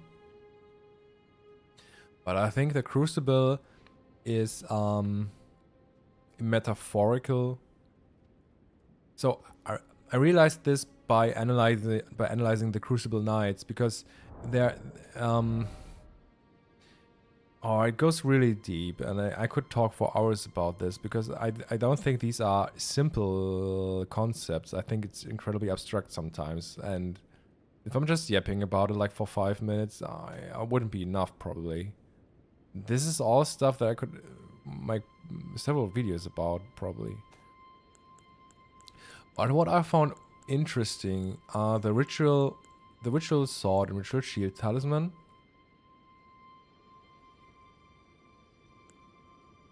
And I was wondering, because if you look at these icons, and I said earlier in the CG World interview, for example, FromSoft had a completely owned team just for the icons, for the visual design of the icons, and they are supposed to contain information even in the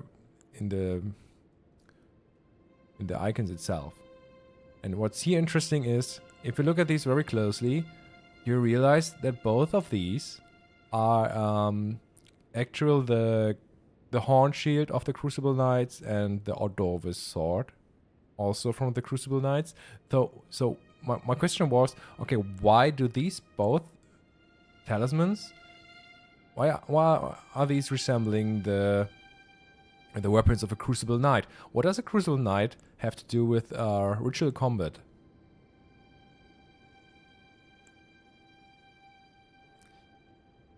And I tried to make sense of it, and because I was already trying to understand some Elden Ring's content by looking from a different perspective where I look at these things in more in a literary way,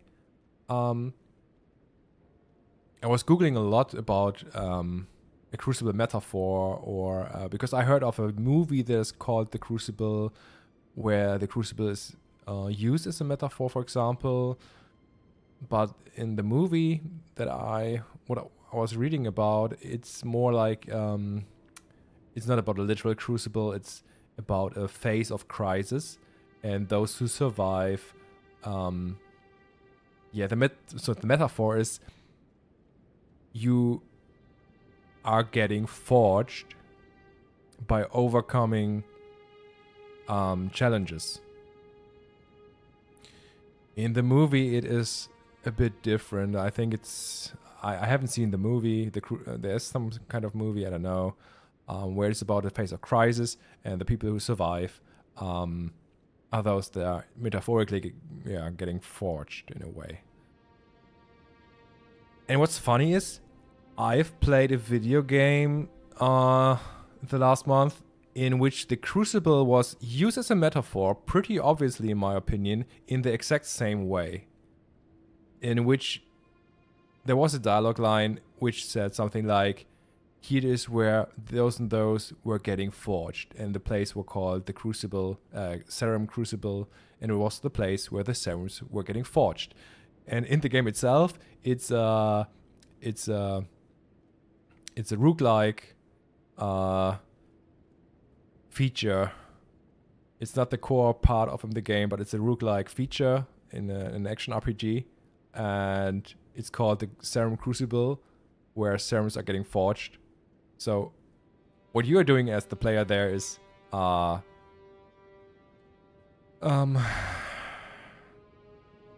you are trying to succeed in these challenges, and through overcoming these challenges, you are getting forged in a metaphorical way. And I think it's exactly this what the Crucible is as a metaphor is used in Elden Ring as well. So it's once again not really meant in a literal way, but in a metaphorical way, which makes it extremely abstract and complex. But I think this is what it's about. And what's really interesting is what was fucking my mind and blowing my mind was, if you look at the Crucible Knights, which seem to be like they appear as living armors, then you realize these are visual representations of the metaphor of getting forged through battle. That's why they are depicted as living armors, because it's the metaphor of getting forged through battle. It's meant in a metaphorical way, and it's so fucking insane. There's a bit more to it though. I think the metaphor doesn't stop there. When it comes to I think this is the metaphor how it is used in general, but there is a bit more to it when it comes to Elden Ring in particular, because there's a little bit that is that comes additionally to it. It's not just getting forged through battle. It's also about consuming the soul and the powers of another being. That is also part of it when it comes to Elden Ring, I think. And that's the Crucible. So the Crucible is getting forged through battle and consuming the powers and soul and vitality of other beings, which is also represented in the Crucible Knights, which are using powers of different beasts. And now we can close the whole circle and the chain of thoughts. Why does it make sense that we got the Ritual Sword Talisman and the Ritual Shield Talisman here, which are usually connected with the Colosseums and Ritual Combat. Why does it make sense that Crucible Knights are connected to the Ritual Sword Talisman and Ritual Shield Talisman? Because it's all about ritual combat. It's about getting forged through battle. And that's why the Crucible Knights are connected to the Colosseums and those talismans.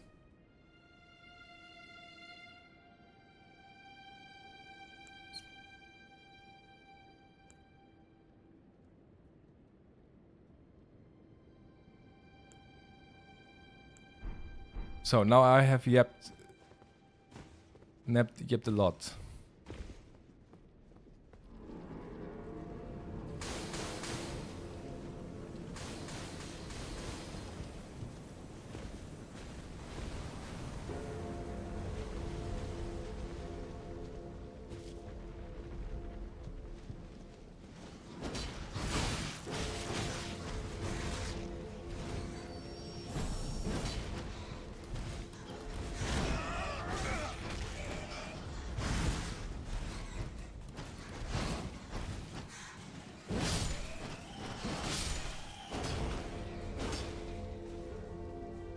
And when it comes to the Earth Tree, you can apply this concept to the Earth Tree as well, because it is always said at the beginning, everything was standing in opposition to the Earth Tree, but through waging war, they became part of the Order also, and it's exactly what happened through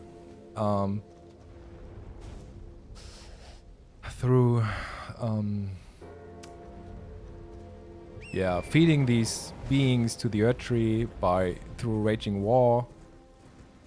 The Earth Tree became what it is, and it's exactly what the Crucible also is.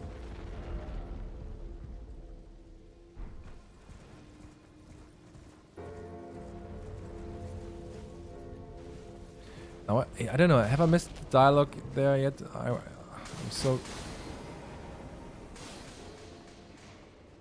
locked in on my... It is strange, though. The woman, she was like a husk. Her soul already fled. I suspect Selen lives on elsewhere. I'm sure she'll turn up eventually, in another body. A sickening thought, but one that won't stop gnawing at me.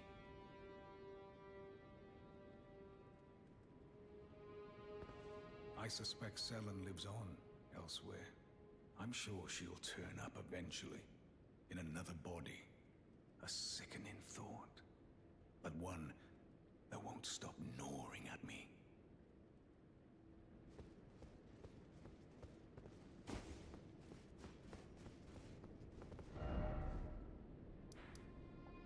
I think that's it. Now she should appear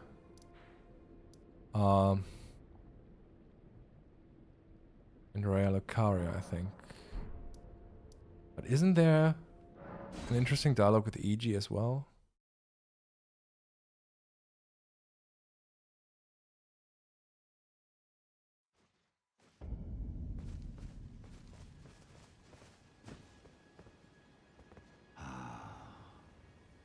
You finally come. Blythe told me everything. You've defeated General Radan, unlocking the stars.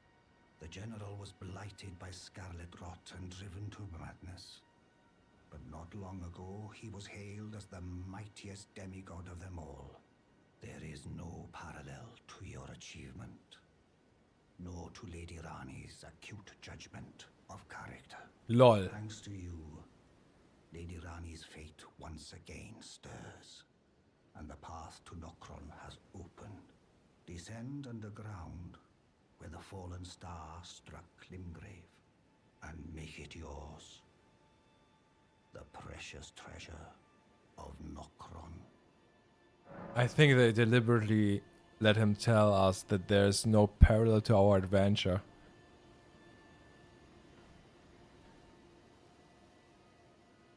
Because I think we are in some way paralleling Radigan's journey.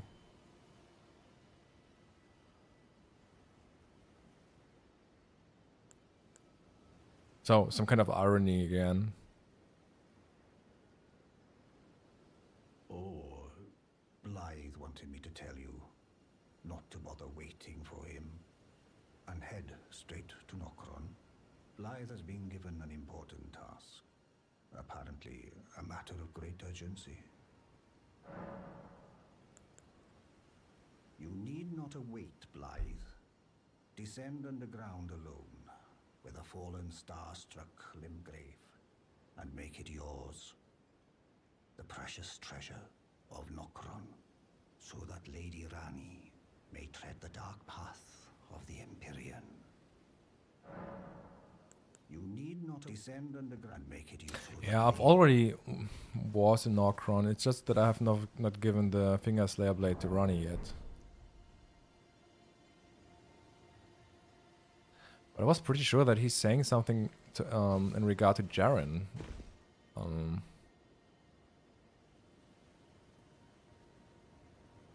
Maybe it's after the quest line.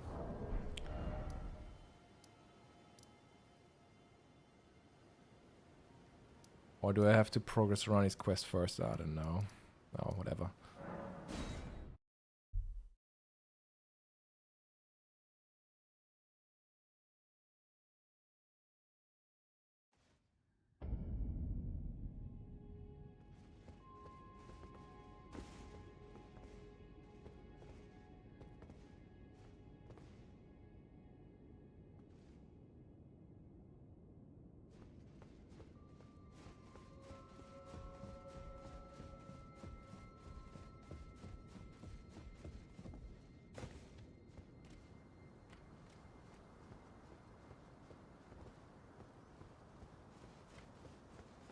Wait, why is there...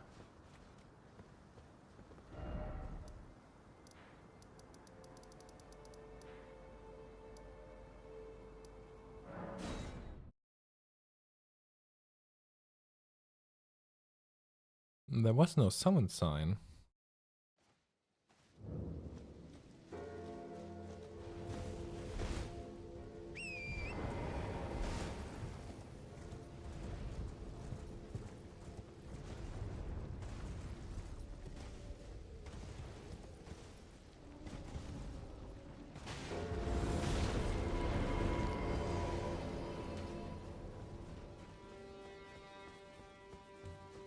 I suspect Selen. I'm sure she'll too. A sickening thought.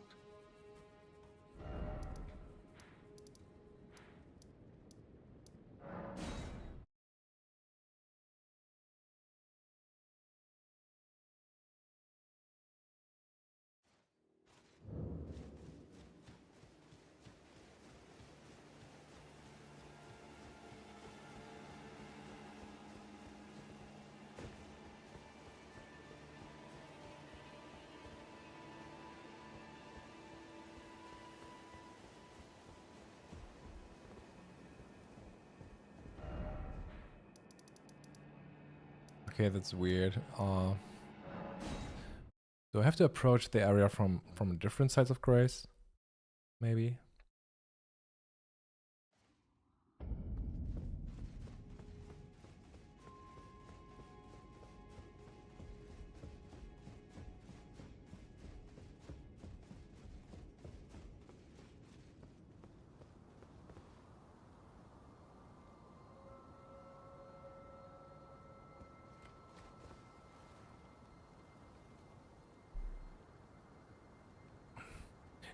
I mean, the Finger Slayer blade looks incredibly similar to the Sacred Relic sword, right?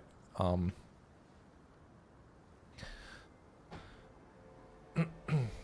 mean, usually you have some... What I mean... Usually, I mean... Dark Souls... In Dark Souls, it was kind of...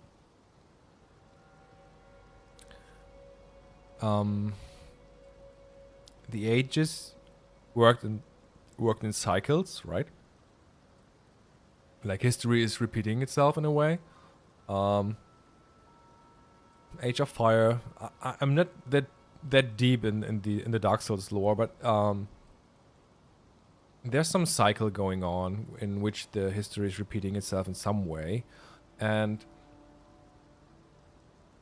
I think it's not really recognizable in Elden Ring, but I think Elden Ring's story also is repeating itself in a way. I think it's just that the story that is repeating itself is just incredibly huge, while we're not really able to recognize it. But we got in the what is it, the Memory of Grace, where it is said it is merely a cycle.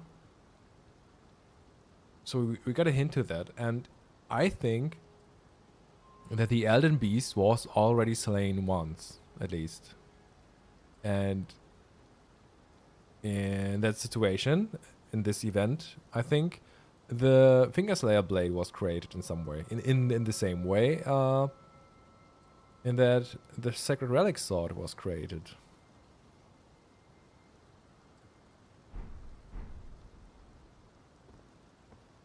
But yeah, I think the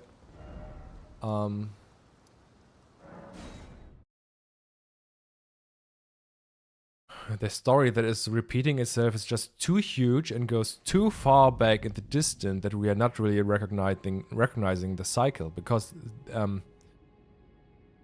it's easier when the story that is repeating itself is pretty short. I mean, in Dark Souls, I think, I mean, I don't know, but it seems like more easier to understand the cycle. Like, you're gonna Age of Fire, you got a lot of cinder, the fire starts to fade, and the undead starts to rise, and they try to get these Lord Souls and to relink the fire. But in Elden Rings, it doesn't really seem to be that easy.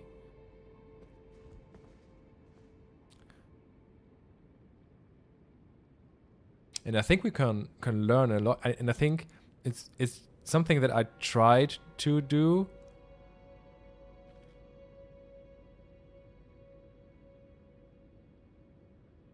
It's one of the past cycles, yeah. I think we only got like one cycle probably before, not two. But that's something that I try to do. I try to decipher the current situation, the current story of the Lands Between, and maybe it's possible to transfer what happens with us and with the other characters in the current Lands Between. Maybe similar stuff happened in the Farm Azula era. That's my that's what I try to do, to transfer the circumstances that we have now in regard to the From Azula era. And then I try to back up this with information that I might find. But at least I have some kind of... I know maybe where to look at, right? I have an idea in mind, and then it's a bit more easier to look at references and...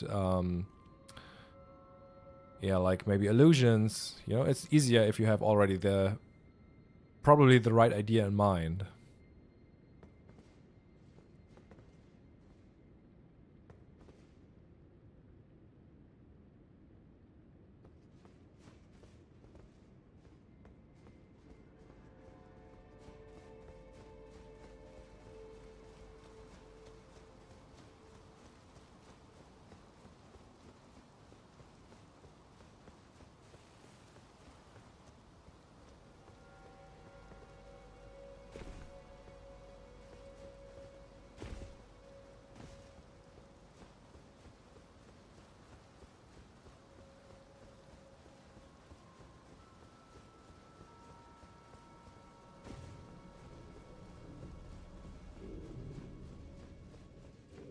Maybe the summon signs show up when I come from this side of grace.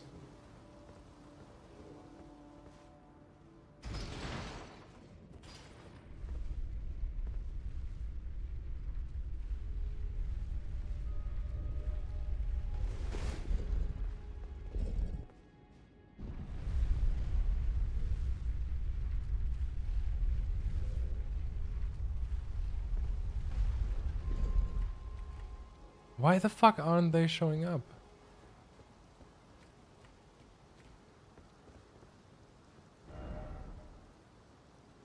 Oh, right, I have to rebirth Selena, for fuck's sake. Yeah, sure. My bad, my bad.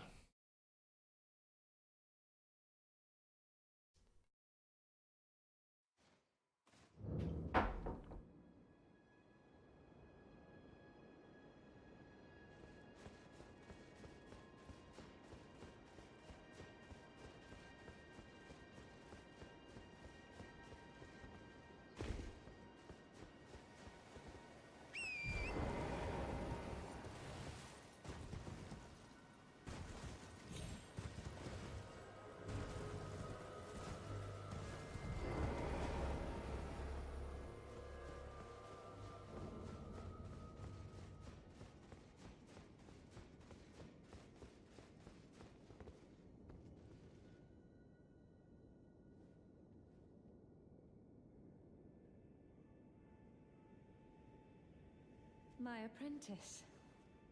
Just how long has it been? Thank you. You've helped me fill a new body once again, and it's truly a gem. Young and full of vigor, a snug fit for my primal glintstone. Better still, I've shed those awful shackles. Finally, I can return to the Academy to expel the Karian royal family and restore the primeval current. My dear apprentice, I owe this all to you.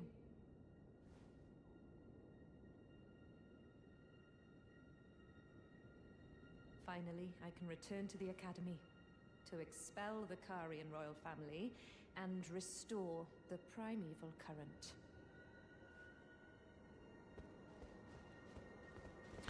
Yeah, okay, now we are able to summon her, I guess. Oh, another thing. Yes, we are in the midst of a cycle repeating, so what is the significance of the Festival of Radan? It's a ritual repeated countless times. Champus...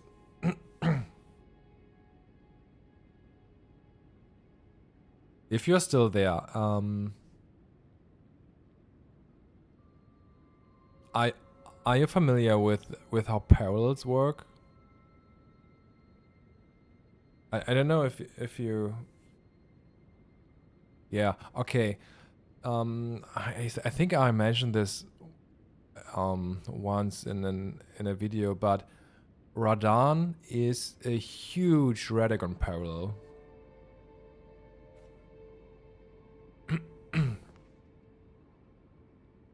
The fight between Melania and Radan, for example, and this blew my mind, by the way, a few months ago.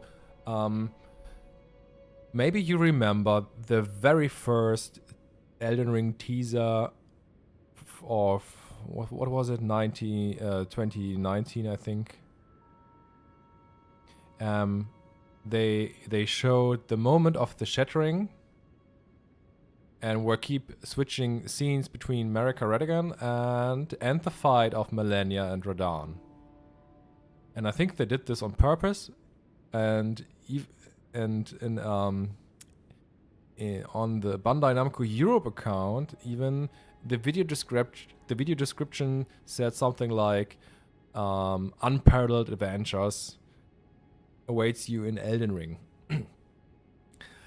And then I realized not only the description with some irony in it was hinting to that, the switching scenes between Radagon and Marika and the shattering and the fight between Melania and Radan is hinting at the fact that the fight between Melania and Radan is paralleling the event of the shattering and the inner conflict of Radagon and Marika. And with that idea in mind, so many things become recognizable in the parallel of Radan. Because, for example, Melania starts to bloom in the same way how Marika's soul is turning into the Earth Tree consisting of Grace, for example. Melina is also turning in some kind of plant in the end of her story in the game. And on the other hand, you have Radahn, which is left behind half dead, howling. Similar to how Radahn is left behind half dead inside of the Earth Tree. And the festival is paralleling the shattering. Because what happens after the shattering? So what is happening is the Tarnished will rise and will fight to become Elden Lord. And in the same way, the festival, you can interpret the shattering could be interpreted as some kind of festival because it's a festival of war, and where it is about slaying the old Elden Lord and becoming the next one. So the call to slay Radahn and the festival is just an interpretation and an interesting parallel to the shattering. And the rise of the Tarnished.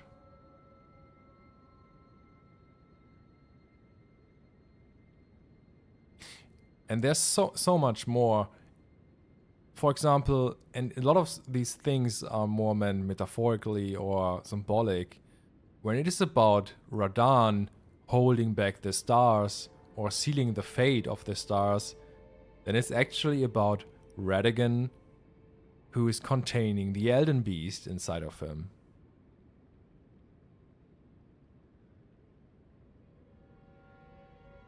And there's even more, because now we're coming back to the things we just talked about. So the Elden Beast was already slain in the distant past, probably. And for what is Radahn known for? Radahn is known for conquering the stars. And if you look at Radahn alone, it doesn't really make much sense, or at least it doesn't have that much lore, but it's actually not about Radahn conquering the stars. It's about Radagon, who fought long ago and actually was slaying the Elden Beast. And was taking it inside of him and sealing the fate of the stars in a way.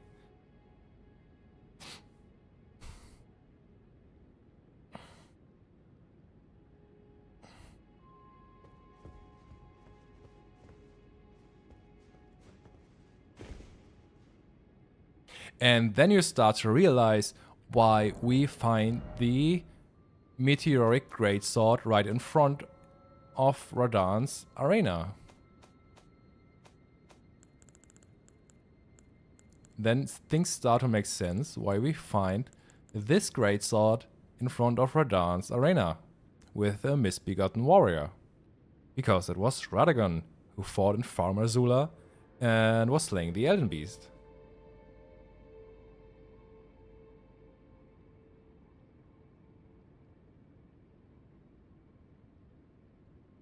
So the story is huge. It's just too much. And working out all the details it takes a lot of effort, and it's consuming. Yeah, it's just incredibly demanding.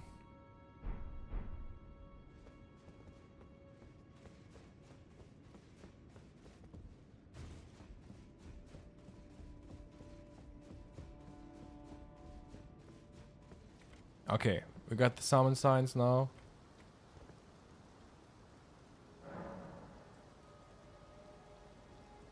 We want to support her. I don't know if you guys could follow the chain of thoughts there, but yeah. Jeren, bringer of my death, you have my gratitude for freeing me from my shackles. I'm afraid your work is done. Join the school to reflect on your mistakes.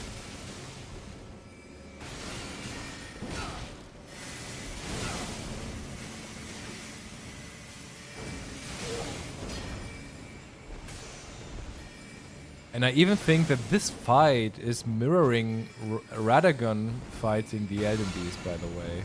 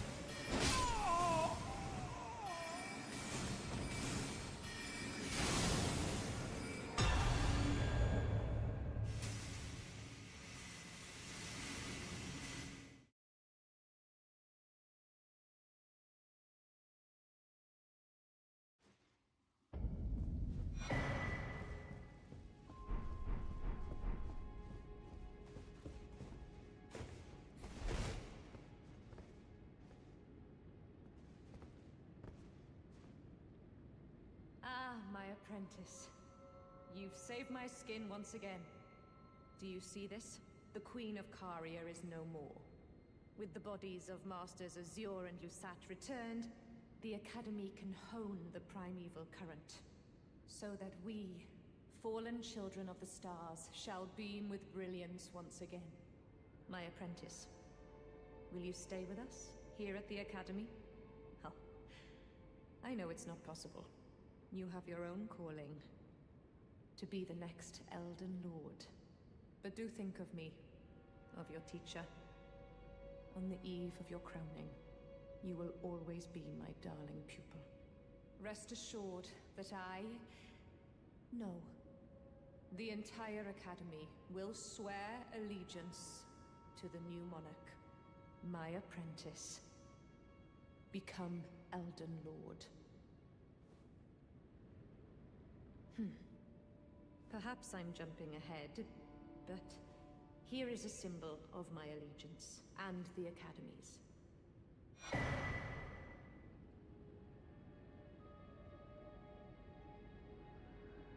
Do you recall what once I told you? That glintstone is the amber of the cosmos, and sorcery is the study of the stars and the life therein. When you become Elden Lord, please illuminate me. Lay bare the secrets of life which course the Elden Ring. Next time, I will be your student. Oh, one last thing. If you fail to claim your throne, you can always pay me a visit. Oh, don't fret. Even my dullest pupils will always have a place here.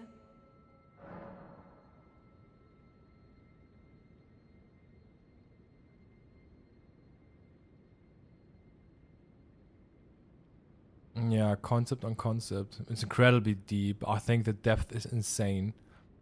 But I think it has to do because I think it has to do with the method they were designing all of these things. Because their perspective is way different. I mean, the perspective of From Software. The story was already written. They had the story. They know the story probably. And they were creating everything around it. And I think probably everything was supposed to contain an important meaning. I think might even be part of their philosophy that everything is supposed to contain a meaning. Or I think everything was designed with a meaning in mind. And I think the biggest problem is why there's still so much depth in this game is because I think the community haven't even dived that deep because of taking everything too literal, and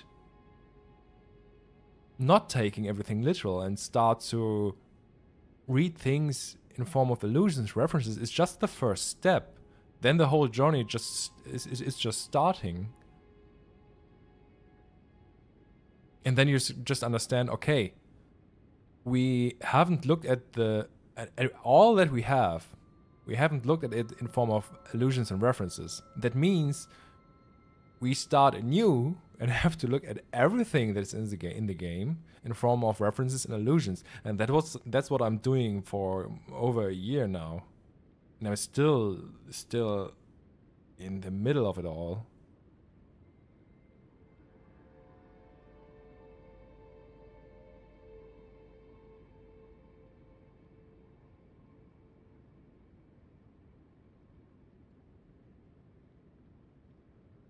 The America's Dream thing applies to the DLC, I would say.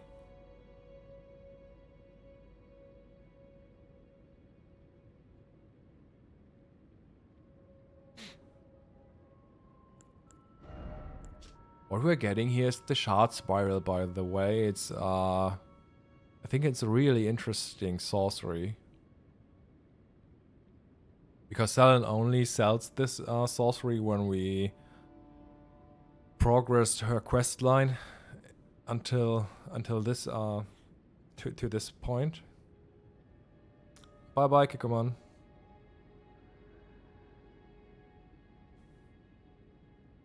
Yeah. Thank you for coming by. Yeah, it's a repressed memory. I think it's both, right? I mean, dreams are seen at. I mean, usually you would say dreams are mirroring real events, usually. But at the same time, they are seen more symbolic when you try to interpret them. I think the DLC is just is mirroring past events of the Lands Between, but more in a symbolic way. So, and I think they are doing this because it fits incredibly well with how they are creating the game's content. Because the game's content is, I think, in almost any case, the game's content is designed by taking the original story, but inspired by that original story, they are creating game's content that is just an interpretation of parts of the actual story, you know? And therefore you end up with something that is mirroring the original story, but isn't it directly and literal.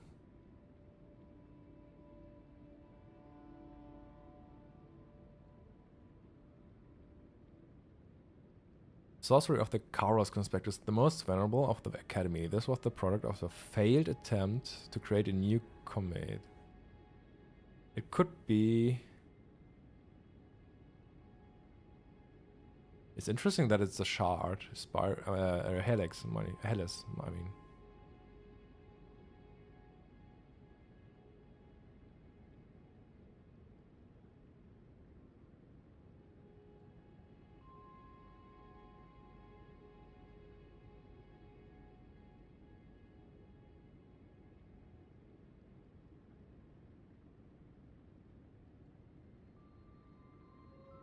So what I was trying to say is there's one twin sage sorcerer who's using oh no, there are more than one.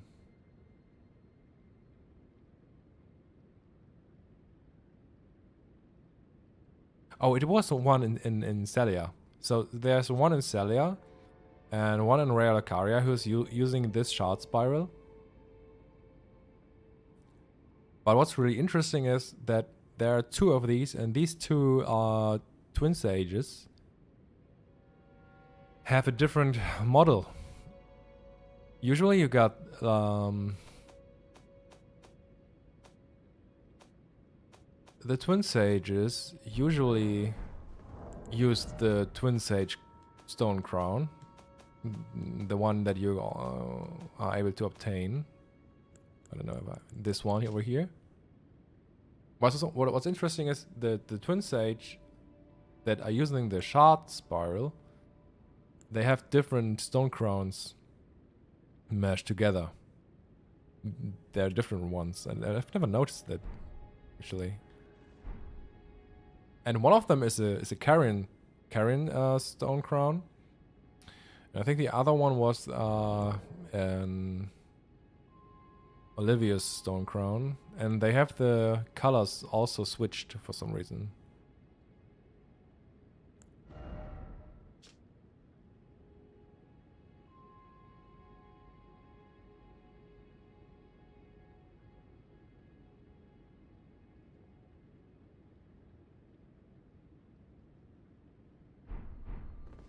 What is it, my...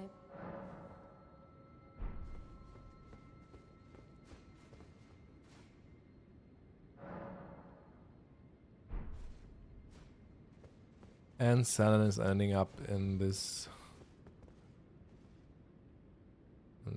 thing. Where is she?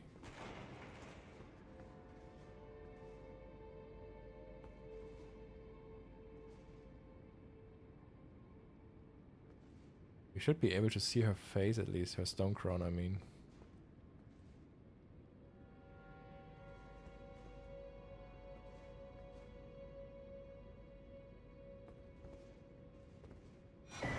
Oh. I was pretty sure that you can see her stone crown in this thing.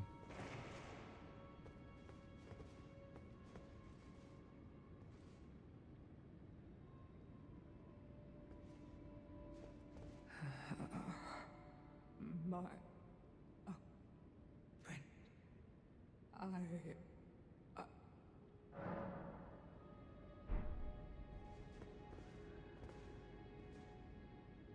I think from the right perspective you should be able to see the stone crown from her.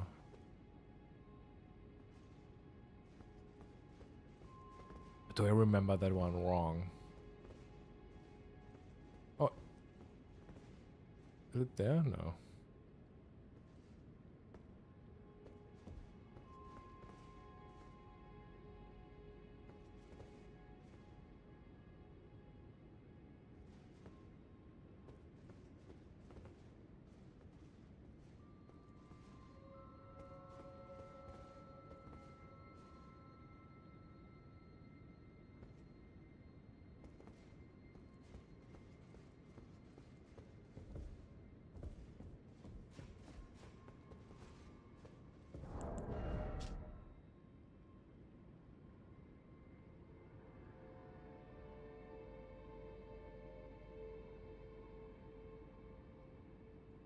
Oh, fuck.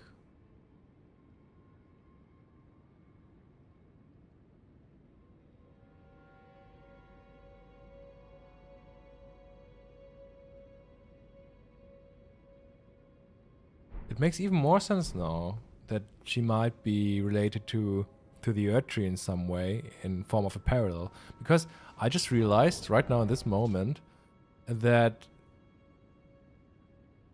Is it a... Wait a second, I need to look at it more closely.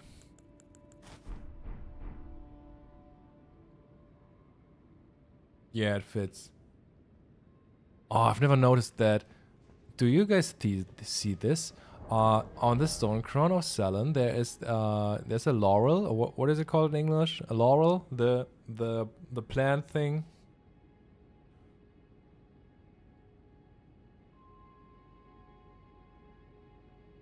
I don't know why I've never noticed that one.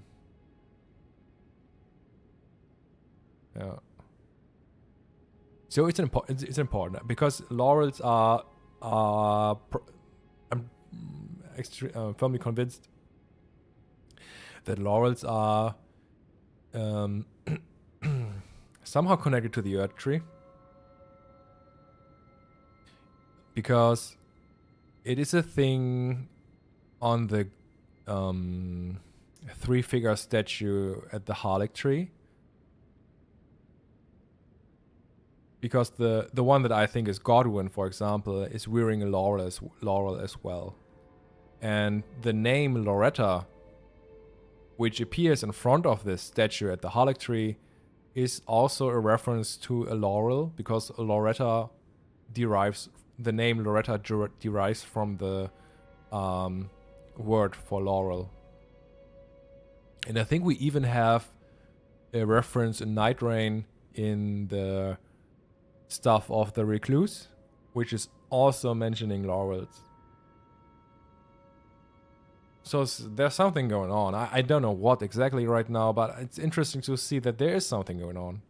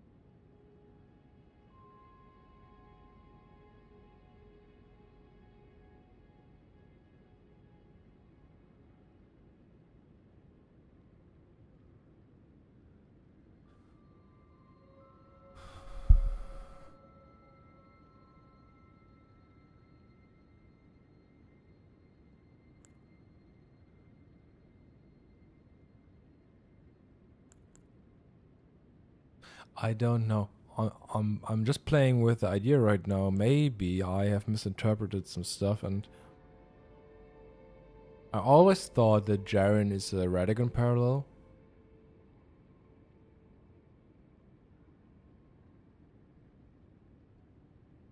I'm just wondering if it could be a Godfrey parallel.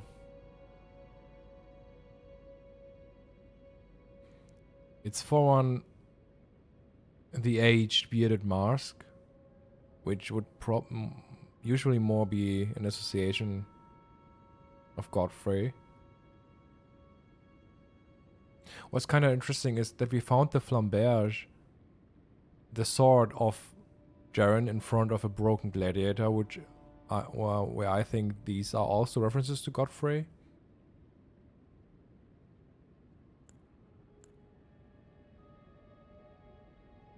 And the description here of Jaren served General Radahn guest commander, and they are said to have sworn an oath of honorable death to one another.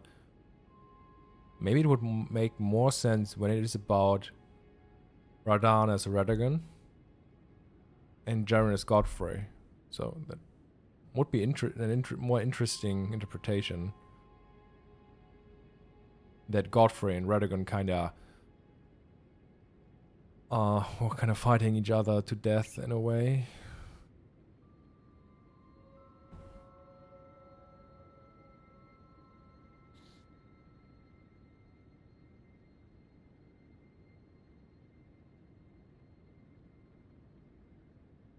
I don't know if that makes sense.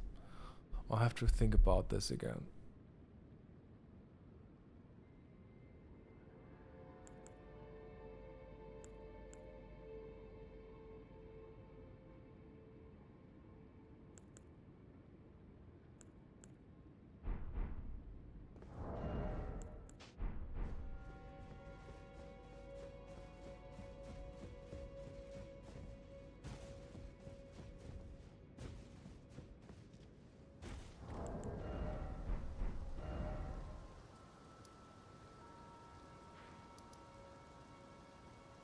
At least now we're done with the Selen quest line. Let's see if Iji is now telling us something.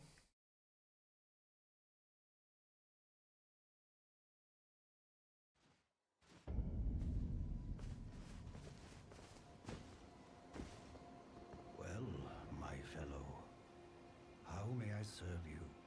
As war counselor? Or as blacksmith?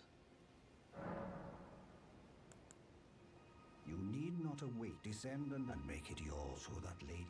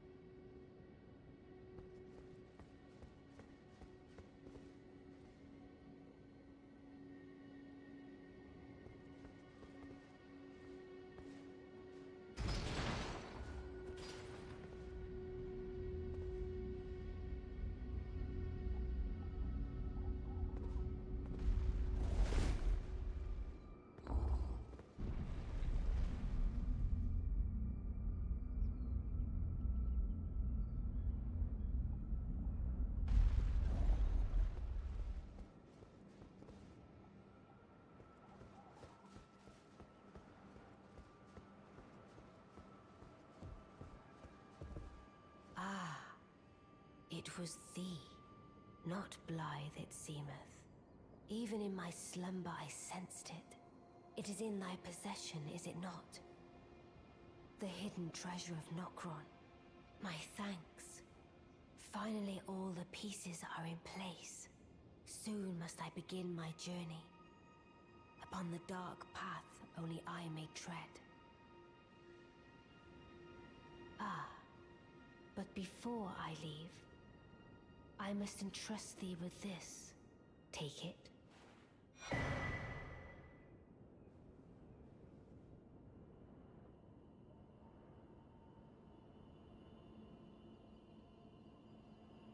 My discarded flesh lieth beyond the seal unlocked by it, upon which is carved the curse mark of thy desire.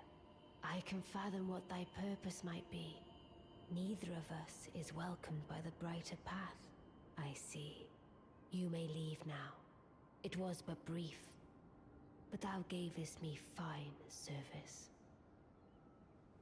What is it? Thy purpose in approaching me was to obtain the curse mark, was it not? You may leave now. I too am to depart on a journey. Upon the dark path only I may tread. What is it thy purpose you may lead? I too am...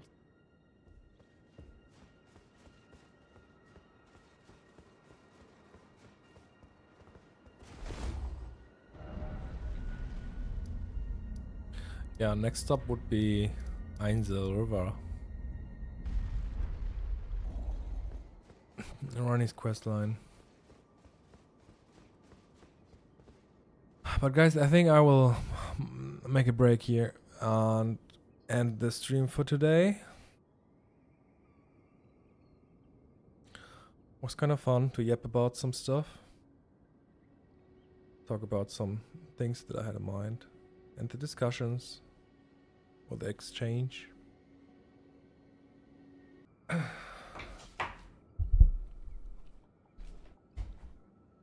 Bye bye guys. Good night. Sleep well. Thanks for coming by and see you in the next stream.